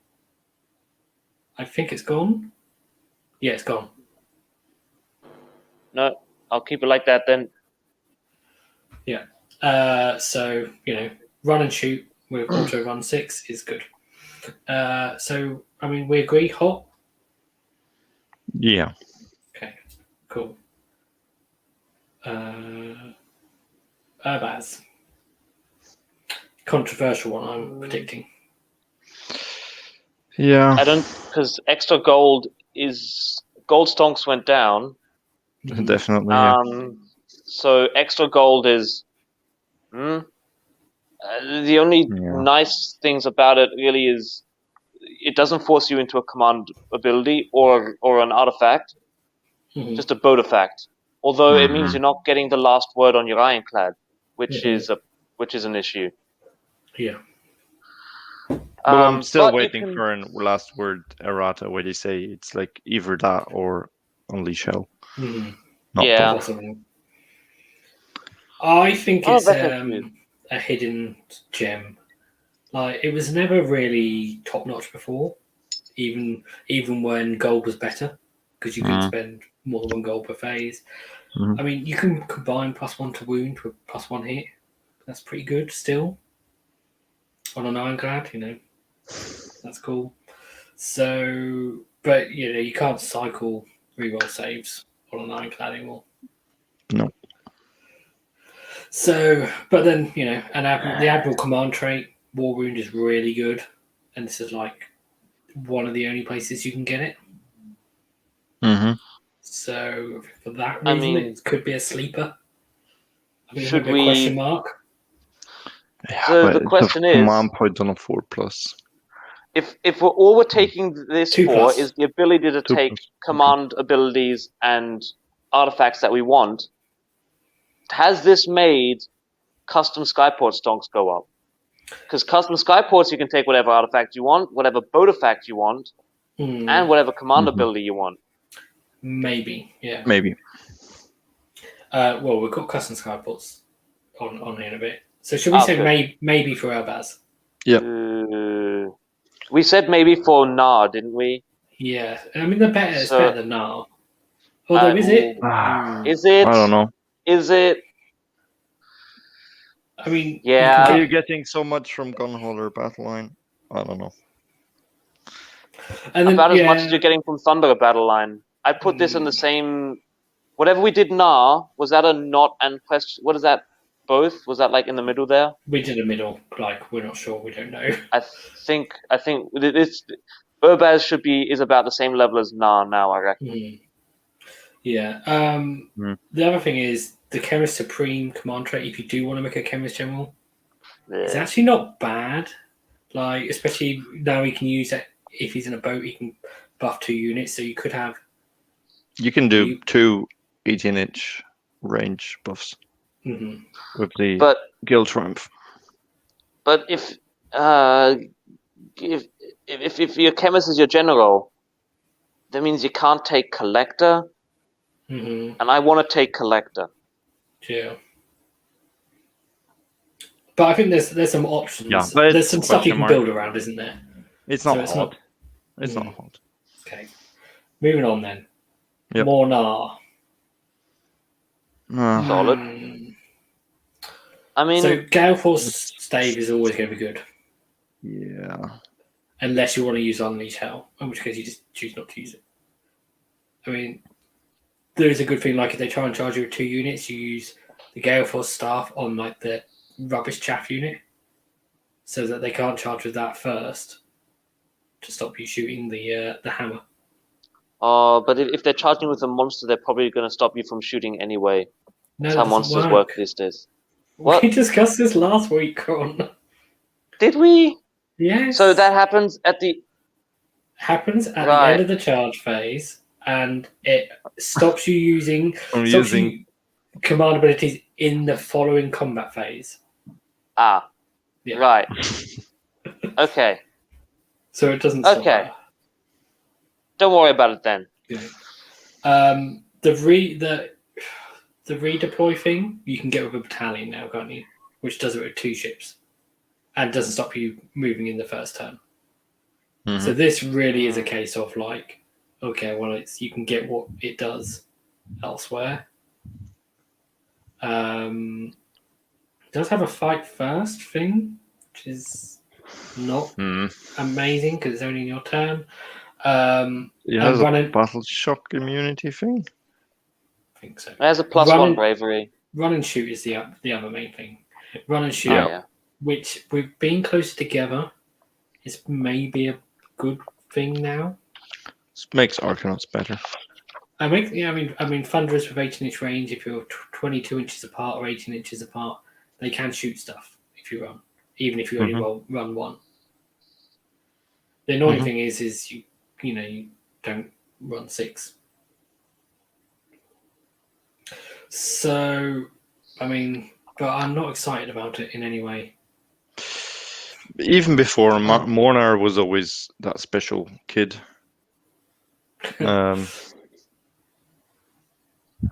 I never much played it, so I can't judge. What I miss? Did I miss? We're talking about Mornar. Yeah, you missed it, Maz. Oh no! Where did you guys get it? A question mark. Question mark. It's on the same level as Nah, I'd say. It got worse, definitely. Yeah, I think it's a sleeper, Maz, but we'll see. I think there's some. We'll come back in a year and redo the show, and then we can. Yeah, we always say we're going to do those things, we never do. Carl, you used to play Mornar, so what do you think? I'd have to look at more of the battle plans to actually have an opinion here, because it's like consistently, how far away are we? It's like 22 or 18 a lot. Yeah, so run and shoot is actually going to put us in range for a lot of our short range stuff. Consistently, I don't know, but more consistently than it used to before, which is good. The artifact, still fantastic. It's really easy now to get the other navigator artifacts without having to deal with strange battalions and not having a battle line be what you want it to be. Because Mornar is one of the 2 that don't have conditional battle line, right? Which is less bad now. Movement control, still fantastic. Taking an ironclad and just putting it on the other side of the board, still pretty good. It wasn't my first pick, though, for when I was like, I'm excited to go build a list. So I put that question mark personally. I couldn't say if it was bad or not. There's nothing bad about it. You cannot... The bravery debuff is actually slightly more relevant now because things don't just auto-pass bravery all over the place anymore. Yeah, that's a good point. There's one thing pointed out in the chat, is that redeploy and Gale Force staff is a strong combination now. Yeah. It was a strong combination before, though, is what I was No, you didn't have redeploy before. The Gale Force staff, what we're saying is you can move further away. As they move close to you, you move further away and then half their charge. Yes. So. Redeploy. I was thinking the redeploy in the command tree. No. Redeploy in as a charge reaction or like command ability or whatever it is. Yeah, although the opportunistic privateers, does that say you can't normal move in the first battle round or the first turn, your first turn? Because that redeploy is a normal move, I think. It's a normal move of D6, is the wording? No, it's not a normal move. It's a move. It's not. Because if it's a normal move, then we can fly high. I think I specifically looked at that. I was looking at it. I'm like, this can't be what I think it is, and I don't think it was. No. Okay, I'm getting that mixed up with the Alpha Beast then, because that one is where they mix D6 and normal. Yes, move. Alpha Beast, for some reason, they put normal move, whereas in redeploy, I think it specifically says make a move. Okay, so opportunistic privateers doesn't stop you doing the redeploy then, because that stops you doing a normal move in the first battle round. Yes, correct. Okay, that's important. So, but I mean, what? We're not excited by it, though, are we? So it's a question mark or not? I mean, that comment got me kind of excited. Not gonna lie. No, we can't. we can't put Mornar on not and Nah as a question mark. No, I mean it's probably a question mark. Then. It's definitely a question mark. Because be honest, I'm more excited about shooting stuff when they charge me than stopping them charge me. And then, I mean, stopping something charging is probably actually better but it's less fun. No. So the thing is, you stop one thing, you let the other thing charge you. You obliterate it. Yeah. So the funny thing there is you're not taking freaking the skyhook and battering ram here. You're going to be taking the sky cannon and last word. So you last word in addition to doing the and so that's I talked about this before, where normally if you shoot in the shooting phase and you have last word on top of that, that's an additional 6 shots. So on top, instead of 14, it's 20. And then so when you're shooting again, once you get charged, it's the 24 you have in the shooting phase. Sorry, it's the 20, the 18 you have in the shooting phase, and then 24 you have in the in the charge when they charge phase. you. So before they've done any damage to you in melee, you've shot in the ironclad 42 times. Am I doing that math right? I lost you following there. wasn't following the full numbers, to be honest. Okay, because it's 14 from the torpedoes and the carbine. Sorry, Yeah. And then plus the carbine. Carbine, 8. 14. Shrapnel, 6, goes to 14. Plus 4 from the torpedoes is now 18. So that's 18. You do it again once you unleash hell. So 18 plus 18 is 30. 6. 36. 36 plus. Then you can add 6. Plus the 6 from last word. 42. 42. Mm-hmm. Yeah. 42 shots before they made it to you in melee If for 1 that CP. Works the way it works, Yeah. Were you guys talking before about running with the thing after you redeploy the boat? With using redeploy after opportunistic privateers. And no, so just running. So the because it's not a normal move. It's not a normal move, and boats can still shoot in round 1 after they run in Mornar. So you take an That's some admiral. stonks. Okay, No. Sorry, put this in the hot Mornar section. doesn't need an admiral because at round 1 they can run and shoot. We found the broken Round 1 thing. they can run and shoot. No. I think we need an admiral. Stonks. Can all Monar or just Skyfarers? Hang I on. think it's all. I'm fairly sure it's all. Because you used to do it with frigates. Because you lost Iron Sky Attack Squadron. Yeah. Monar. I'm fairly sure it's Friendly Parak Monar units can run and still shoot. Yep. Holy crap. Redeploy, run the boat, shoot the boat. Stonk. You can retreat the boat too. You can retreat the boat too. And you take Alpha Beast as well, and you do it with 4 boats in total. Yeah, what 4 boats? Frigates? Nah. Because Alpha Beast, you can move after it anyway. It doesn't stop you moving in the following turn. Yeah, but you're not getting 4 ironclads on a list anyway. So no, so even if they FAQ Alpha Beast to not let you fly high during it, you can redeploy it with Mornar, move it D6, then run, move it D6, get out, then run and shoot. Yeah. Okay. So there's potentially something broken there. Hot. Okay. Barracks on. God. I mean, is it not now, or is there something great So you can do with we the lost footnote? Cogs. Cogs is shit now. Forget it. You're closer to 18 to 22 inches apart. No, it was the trick was to fly high and needing a 5-inch charge with the boat.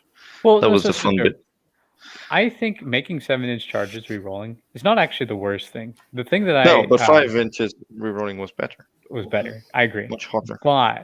But the thing that I felt was the biggest loss was the fact that Sky Wardens cannot consistently make it into combat when they're large groups. Because the shorter distance before, I was able to basically get an extra 4-inch movement because it was 2 inches from the additional move and then 2 inches from the so you could deploy 4 inches further back than you actually normally would, and so there was a big gap between you and your enemy. Now Sky Wardens aren't going to be able to make it as far because they only have the +1 from their Skyhook rather than a +3. Yes. That was the thing that I wanted consistently making it, and the Ironclad never really failed. The other thing is Sky Wardens without gold are bad. Like 12 Sky ones, they just blend everything in The zone. other thing is you they can make get a +1 hit charge. elsewhere.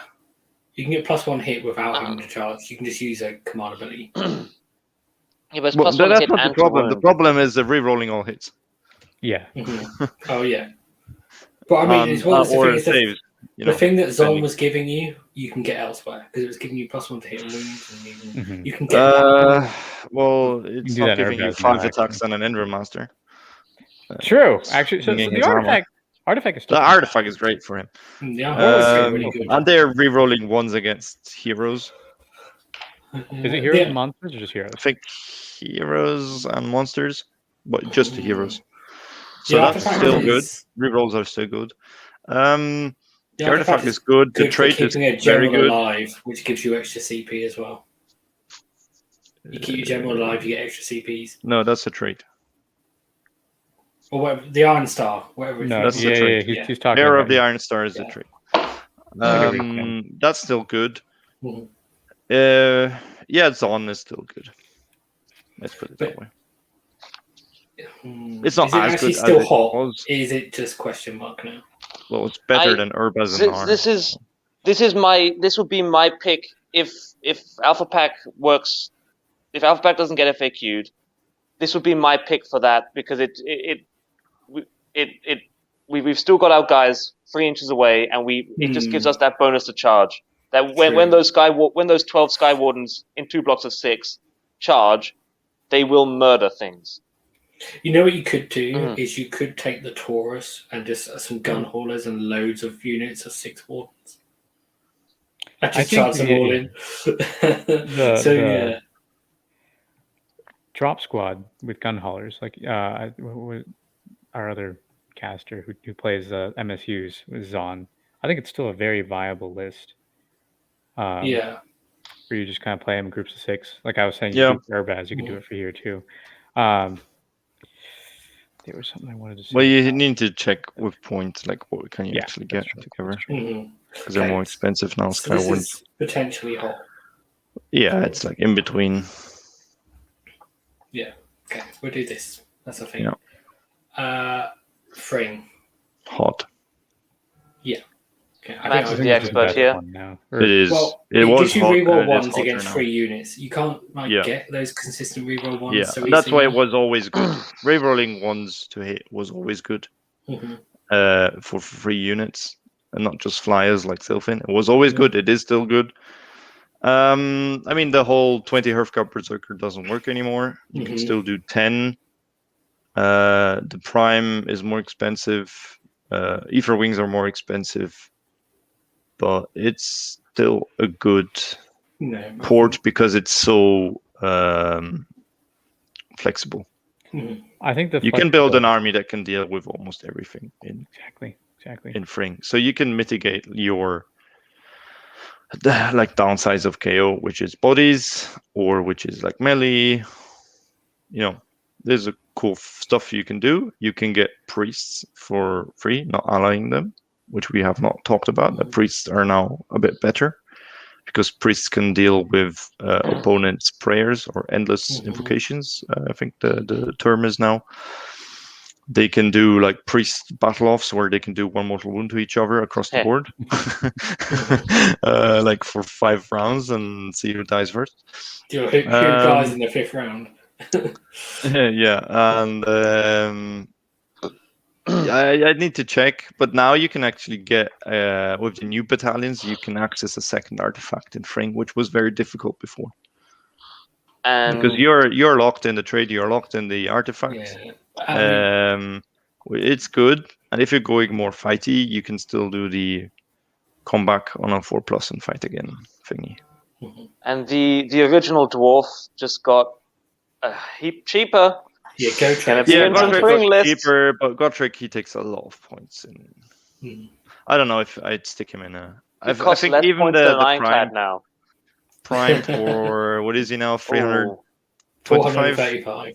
No, Prime. 35. Prime. Oh, Prime 325. He got increased a bit, but he's still good. So I've got a problem. I'm probably going to drop out at some point, and I don't know when. Okay. Well, this is the last official Skyports. I've got my. I'm on my phone. I've got it. Well, let's stop talking. Save the Yes. energy. Yeah. Okay, so we're saying hot, yeah? I'm saying hot because, as also Aaron mentioned in the chat, I wanted to mention this before. Monsters, magma dwarfs are hot stonks because monsters can do cool stuff. You can stop opponents doing stuff with the roar, or you can destroy terrain pieces with monsters. So it's actually cool to get like maybe two magma dwarfs in your list, which is more than 400 points. So you'd want to do it in Fring. Okay. Custom Skyport. Hotter than they were. You can get reroll ones, but it's only D3. You can get the extra gold for lots of +1 wounds, and you have the freedom on command traits to get that to get war wound. And you still Is get there freedom. any custom thing for command points, like except the trait? No. Is there like there's nothing that gives. There is And actually. then, There is. On a 5-up, you can get an additional command trait or command point from the Master Strategist, I believe, for the default command traits. Oh yeah, so it's like a command trait you. But it's so not. Can you use that or the war wound? War wound is better. Yeah. I mean, it's just better. But I'm just saying that there is something in there. No, I thought there was like an amendment or something. That No, but there is still obviously there's no trading with some people, which is still really good as well. So I think this is sort of halfway between hot and question mark. You don't. Well, really it was need... not hot before, so now it's question mark. I mean, I beat you in my custom Skyport list. That's what I'm saying. Yeah, that was. Well, then freaking tabled you. So let's not go there. I think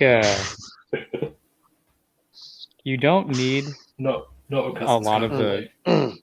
Like you would take a custom Skyport to avoid a lot of the things you had to take with regular ones. It's really easy to avoid the things you have to take with regular ones now. Like especially from the fact that like core battalions will just give you the artifacts that you need. So it's a little bit less. And you can do easy core battalions, like 3 units is a core battalion. Yeah. That hunter thingy. Yeah, but not all core battalions give you an extra artifact. Oh, true. Okay. So I mean, we'll cover that in a second. So we're saying question mark then. I'd say question mark. Because I would verge towards hot, but I'm not going to stand on a hill and die. So, I mean, that's what dwarves do. So we're getting towards the end. We'll go through battalions quickly because Crom's battery's going to die. In fact, Crom, do you want me to skip these and go to this page? Let's talk about the super contentious one. Yeah. Yeah. So there's some strong reactions from people who aren't KO, from non-KO players and from KO players, specifically about that one battalion because it's a bit broke. Yeah. So after someone else, you go. After armies have been set up, but before the first battle round begins, you can make a normal move of up to D6 inches with each unit in this battalion. And this battalion is basically 2 monsters or 3 monsters. And monsters for battalion purposes are basically behemoths. So it could be an ironclad or frigates. Or 1 ironclad, 1 frigate, 2 ironclads, 2 frigates. Or 3 boats. So you could just, drop off 2 ironclads or 3 ironclads, get 10 thunderers in each, and then what we are saying with the contentious bit is it says normal move, so you can fly highs instead of a normal move. So that means, can you use this to fly high before the battle starts? But then it says up to D6 inches, so there's a question mark about whether you can fly high or not. The instead of is the thing, because it's a normal move of up to D6 inches. It's a normal move of D6 inches. Yeah. So instead of doing that, I take that away and go, I am now flying high. Yeah. Something else, which then lets you move more than D6 inches.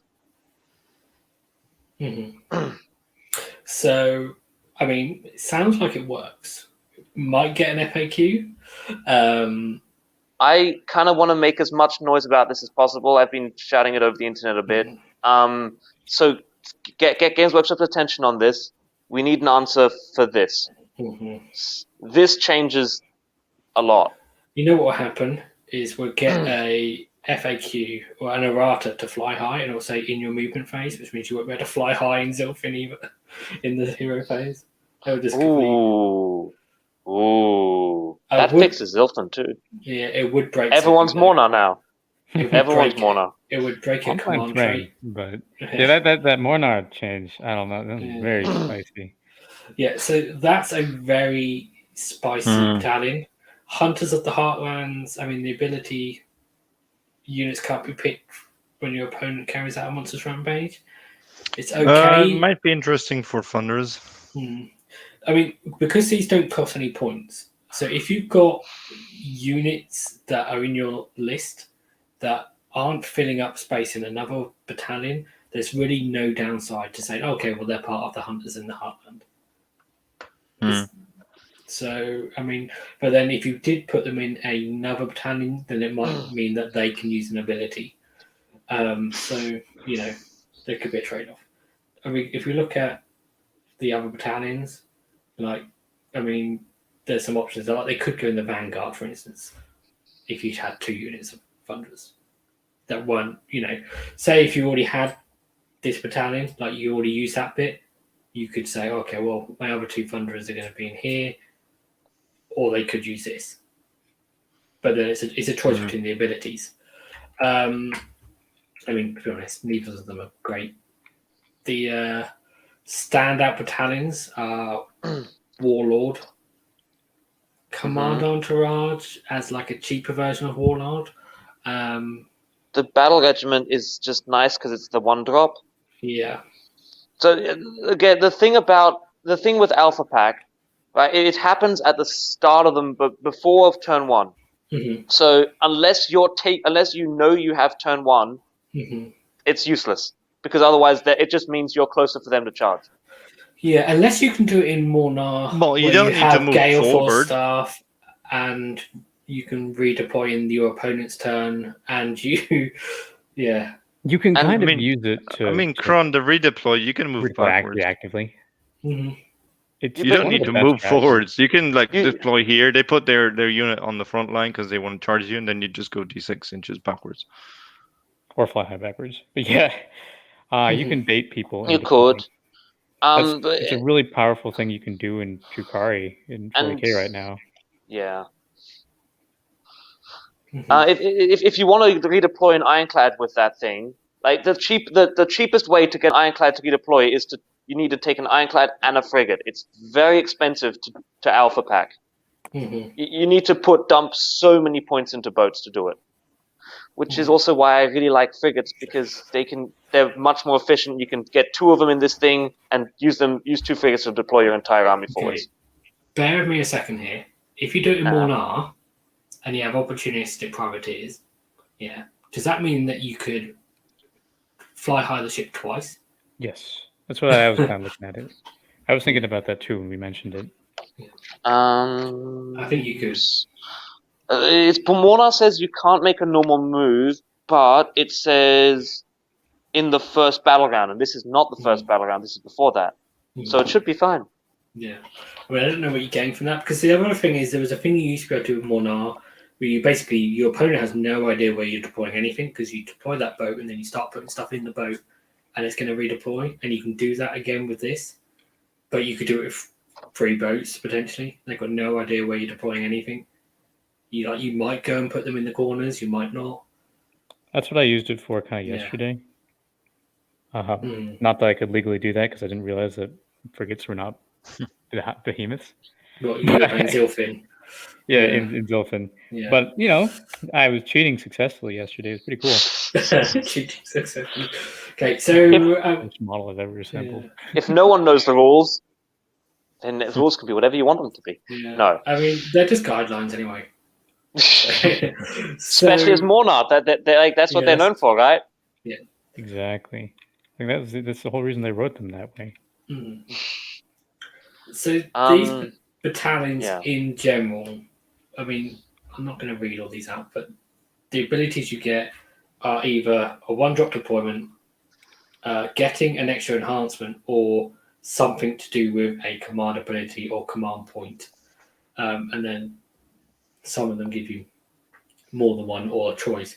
So Warlord and Command Entourage are the ones that give you extra enhancements. So they're the only ones that can give you extra artifacts, because you can spend that enhancement on an artifact. So you're going to see a lot of people taking those, I think, to get the artifacts. Or the low drop, because they want to go second. It does mean if you want to get 2 extra artifacts that that not including the one you start with, then you would need to take 6 heroes, which is like all your heroes. So, well, you can take multiple chemists. Yeah. So, I mean, you can take 6 chemists if you want. But I mean, that becomes a big part of your list. Does it? Do the so I assume allied units cannot go into battalions? No, they can. They can. So Fring Dwardian units can go into battalions? Yeah, Yes. that's what I have in my list. Tasty. So it makes Fring a lot better because you can start putting their stuff in battalions. You can much easily get battalions into Fring now. Ooh, tasty. Yep.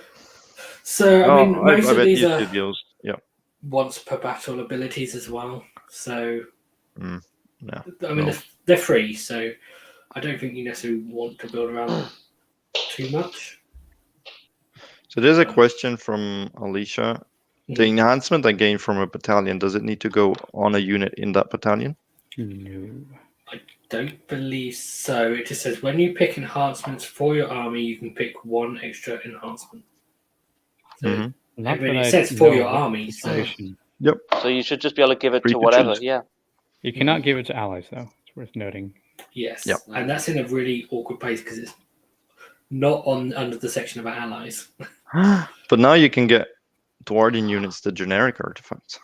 Yes. Yeah. So you can. Yeah. Offering stonks just went so much hotter. Yeah. So, Go back and add like a second little box of super hot.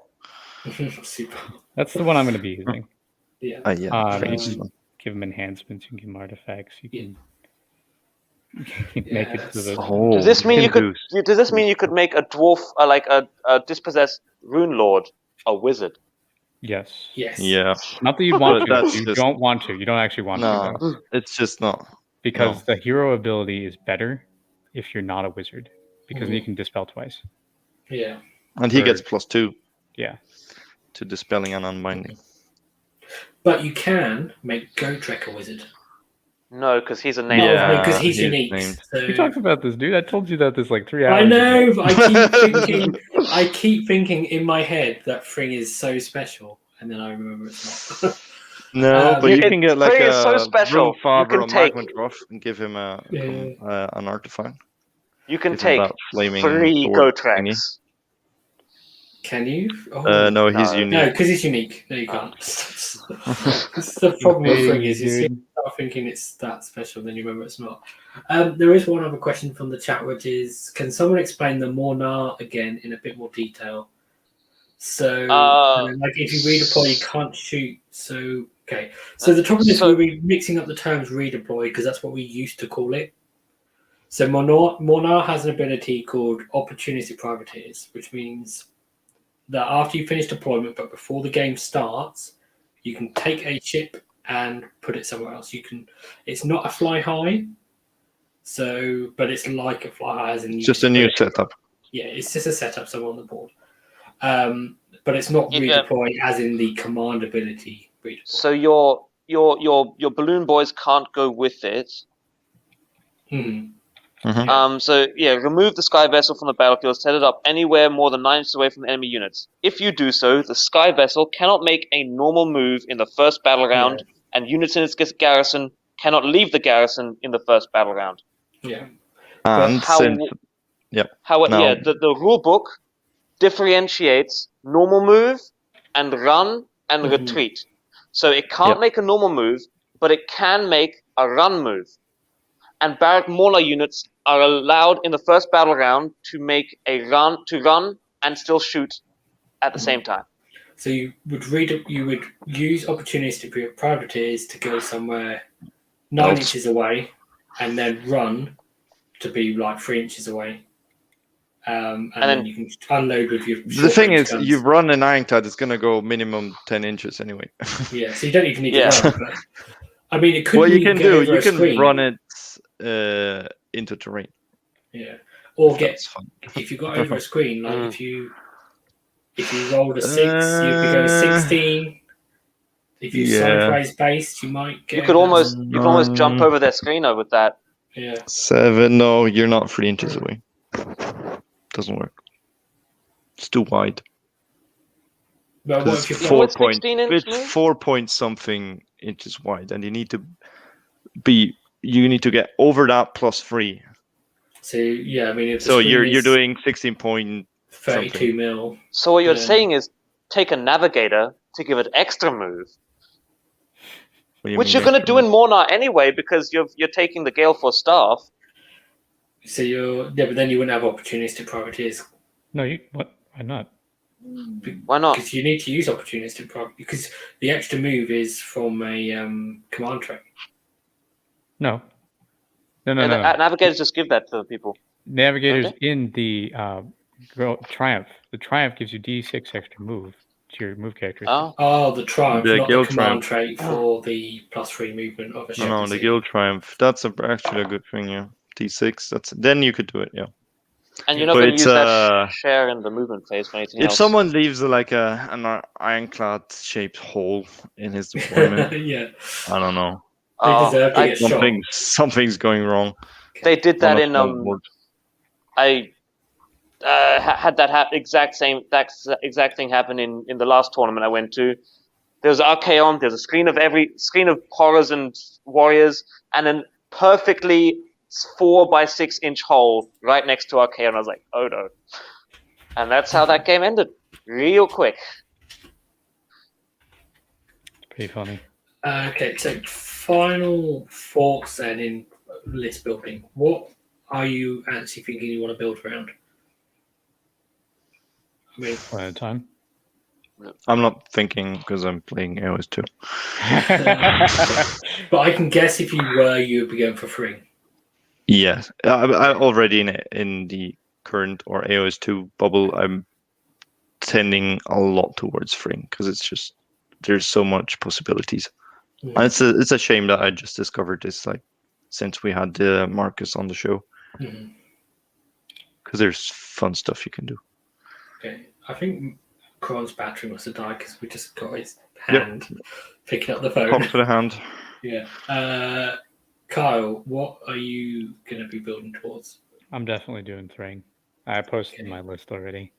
I ordered 20 hammers. I'm so excited. Like it was the list. I posted this list, I think, before when we did the Thring. We covered over Thring, but I never actually ran with it because there were some issues with I couldn't take the things that I wanted to. But core battalions make it so I can take the artifacts that I want to, and then the fact that Arcanaut Company are kind of worse, balloons are much worse, and the hero clad has gotten so much better. Taking a hero clad and then really, really durable, cheap, and cost-effective dispossessed units with the Rune Lord, who is now just super, super strong for no reason. It's just I'm super excited for that list. It has 2 auto unbinds, 2 +2 unbinds. The thing just moves however far I want it to, and then it has this funny shield wall thing where you have the Longbeards up front, and then they retreat, and then so there's a through the hammers each of them. Yeah, they don't need to go back far. They just need to be far enough that there's a 3-inch gap, and then the hammers will run through when they make their charge, and then close around it. I'm excited to try it. That still works. You just need to have a couple on the end. No, because of 25 mils, it acts completely the same. They fight from 2 ranks anyway. Yeah. Yeah, but no, I just meant that the long beats just need to have a couple of guys on the end. Or one guy. I double rank already. Oh, I don't string it The out. longbeards are just there to Okay. take the impact. Yeah. The problem is okay. you can only do 20 longbeards now, not 30. Mhm. And then so the thing about Longbeards is the fact that they give the reroll 1s to wound if there's Mhm. even one model left. So it doesn't matter if they Yeah. get obliterated. They can buff the hammerers either way. Hmm Yeah. And they can dispel and undispel. Yeah. There's so much control. I'm excited for that. On the flip side, though, that Mornar, where I was saying you get 42 shots before your person even gets to make shoot in combat. Yeah. That's that's kind of ridiculous, and maybe I need to look into that. I'm excited. Okay. There's definitely some good things. I know I was kind of doom and gloom at some points. I think when we were talking, I was like, "Oh my god, our book is gonna suck," but we're definitely We need to try out and see what other people play and where the game is going. We still need to see the whole terrain, how much terrain, because now cover is much more easy to access. It's not just being inside the terrain, but even behind the terrain. So the whole, the GW L-shaped walls of ruins, it's like they That's make so not- much more sense now. Yeah. If they just stand behind it. Different from 2.0. That rule exists in 2.0. It's tweaked slightly. But No, because it said you need to be within or on top. And now it's if like from the core book, you can just stand behind the wall. There was the obstacles rule in 2.0 for shooting. You could cover from shooting if you were behind a terrain piece. Oh, no one ever Okay, used no that. one ever used that then. I mean, they should have done. Is the fact that this is probably why everyone's complaining against shooting units, because they're like, oh, I just like if you don't read the rules and know that you can get cover from being Standing like an inch behind, something. yeah, That's a good standing point. behind something. Like it's a rule that Never already existed. saw that rule. Okay. Because it's not where cover is written. It's like in the same page as garrisons, which also no one read until KO come out. True. Oh well. Okay. But still, it's going to be more terrain, smaller boards, harder to fly high and land. We need to see where we go. For me personally, I'm kind of waiting for some FAQs regarding Fly High and Alpha Beast and stuff to know exactly what those things are. I was looking more towards Urbaz, but I think there's always going to be good Zilfin lists. And I'm kind of, after our conversation about Zon, thinking, oh, that sounds quite fun actually. So, I don't know. Because the other thing we didn't mention was, that +1 to hit on charging is, that's like for multiple units is actually really good because you could only get one unit to +1 to hit with all-out attack because of the limits. So that does sound quite good. I think we covered everything, haven't we? Yep. Well, other than going through actual lists, which we haven't written any. So, Carl, you have, but no. Yep. So yeah, we'll be back soon, hopefully. Just one thing from the chat. Maybe Kyle, you can post the Discord link in the comments on the video. Yeah, people I asking for that. Link in. Is either of you logged in that you can actually type in that chat? Yeah. Do you mean on YouTube? I don't know. Like, I'm logged into Discord on my phone, but then I'm on YouTube. I'm on Discord on my computer. I can do it afterwards. I'll put it on the video. Just put it on the comments. I'll pin it on the comments on the video. Anyway, yeah. Unfortunately, I was going to do that. That was like one of the first comments that someone. I was like, oh, well, I can't log into StreamYard though and paste the link. That was the problem that I had. Yeah, but the trouble is it only lasts for 7 days. So if you're watching this in like 7 days' time or 7.5 days' time, you can change the link so that it lasts forever. Can you? Yeah, it's a setting. Oh, okay. I'll look at that then. Because you've had that question before. That makes sense. Yeah, well, I just know people have asked for the Discord link before, and then I posted it, and I was like, okay, it doesn't work again, like in a week's time.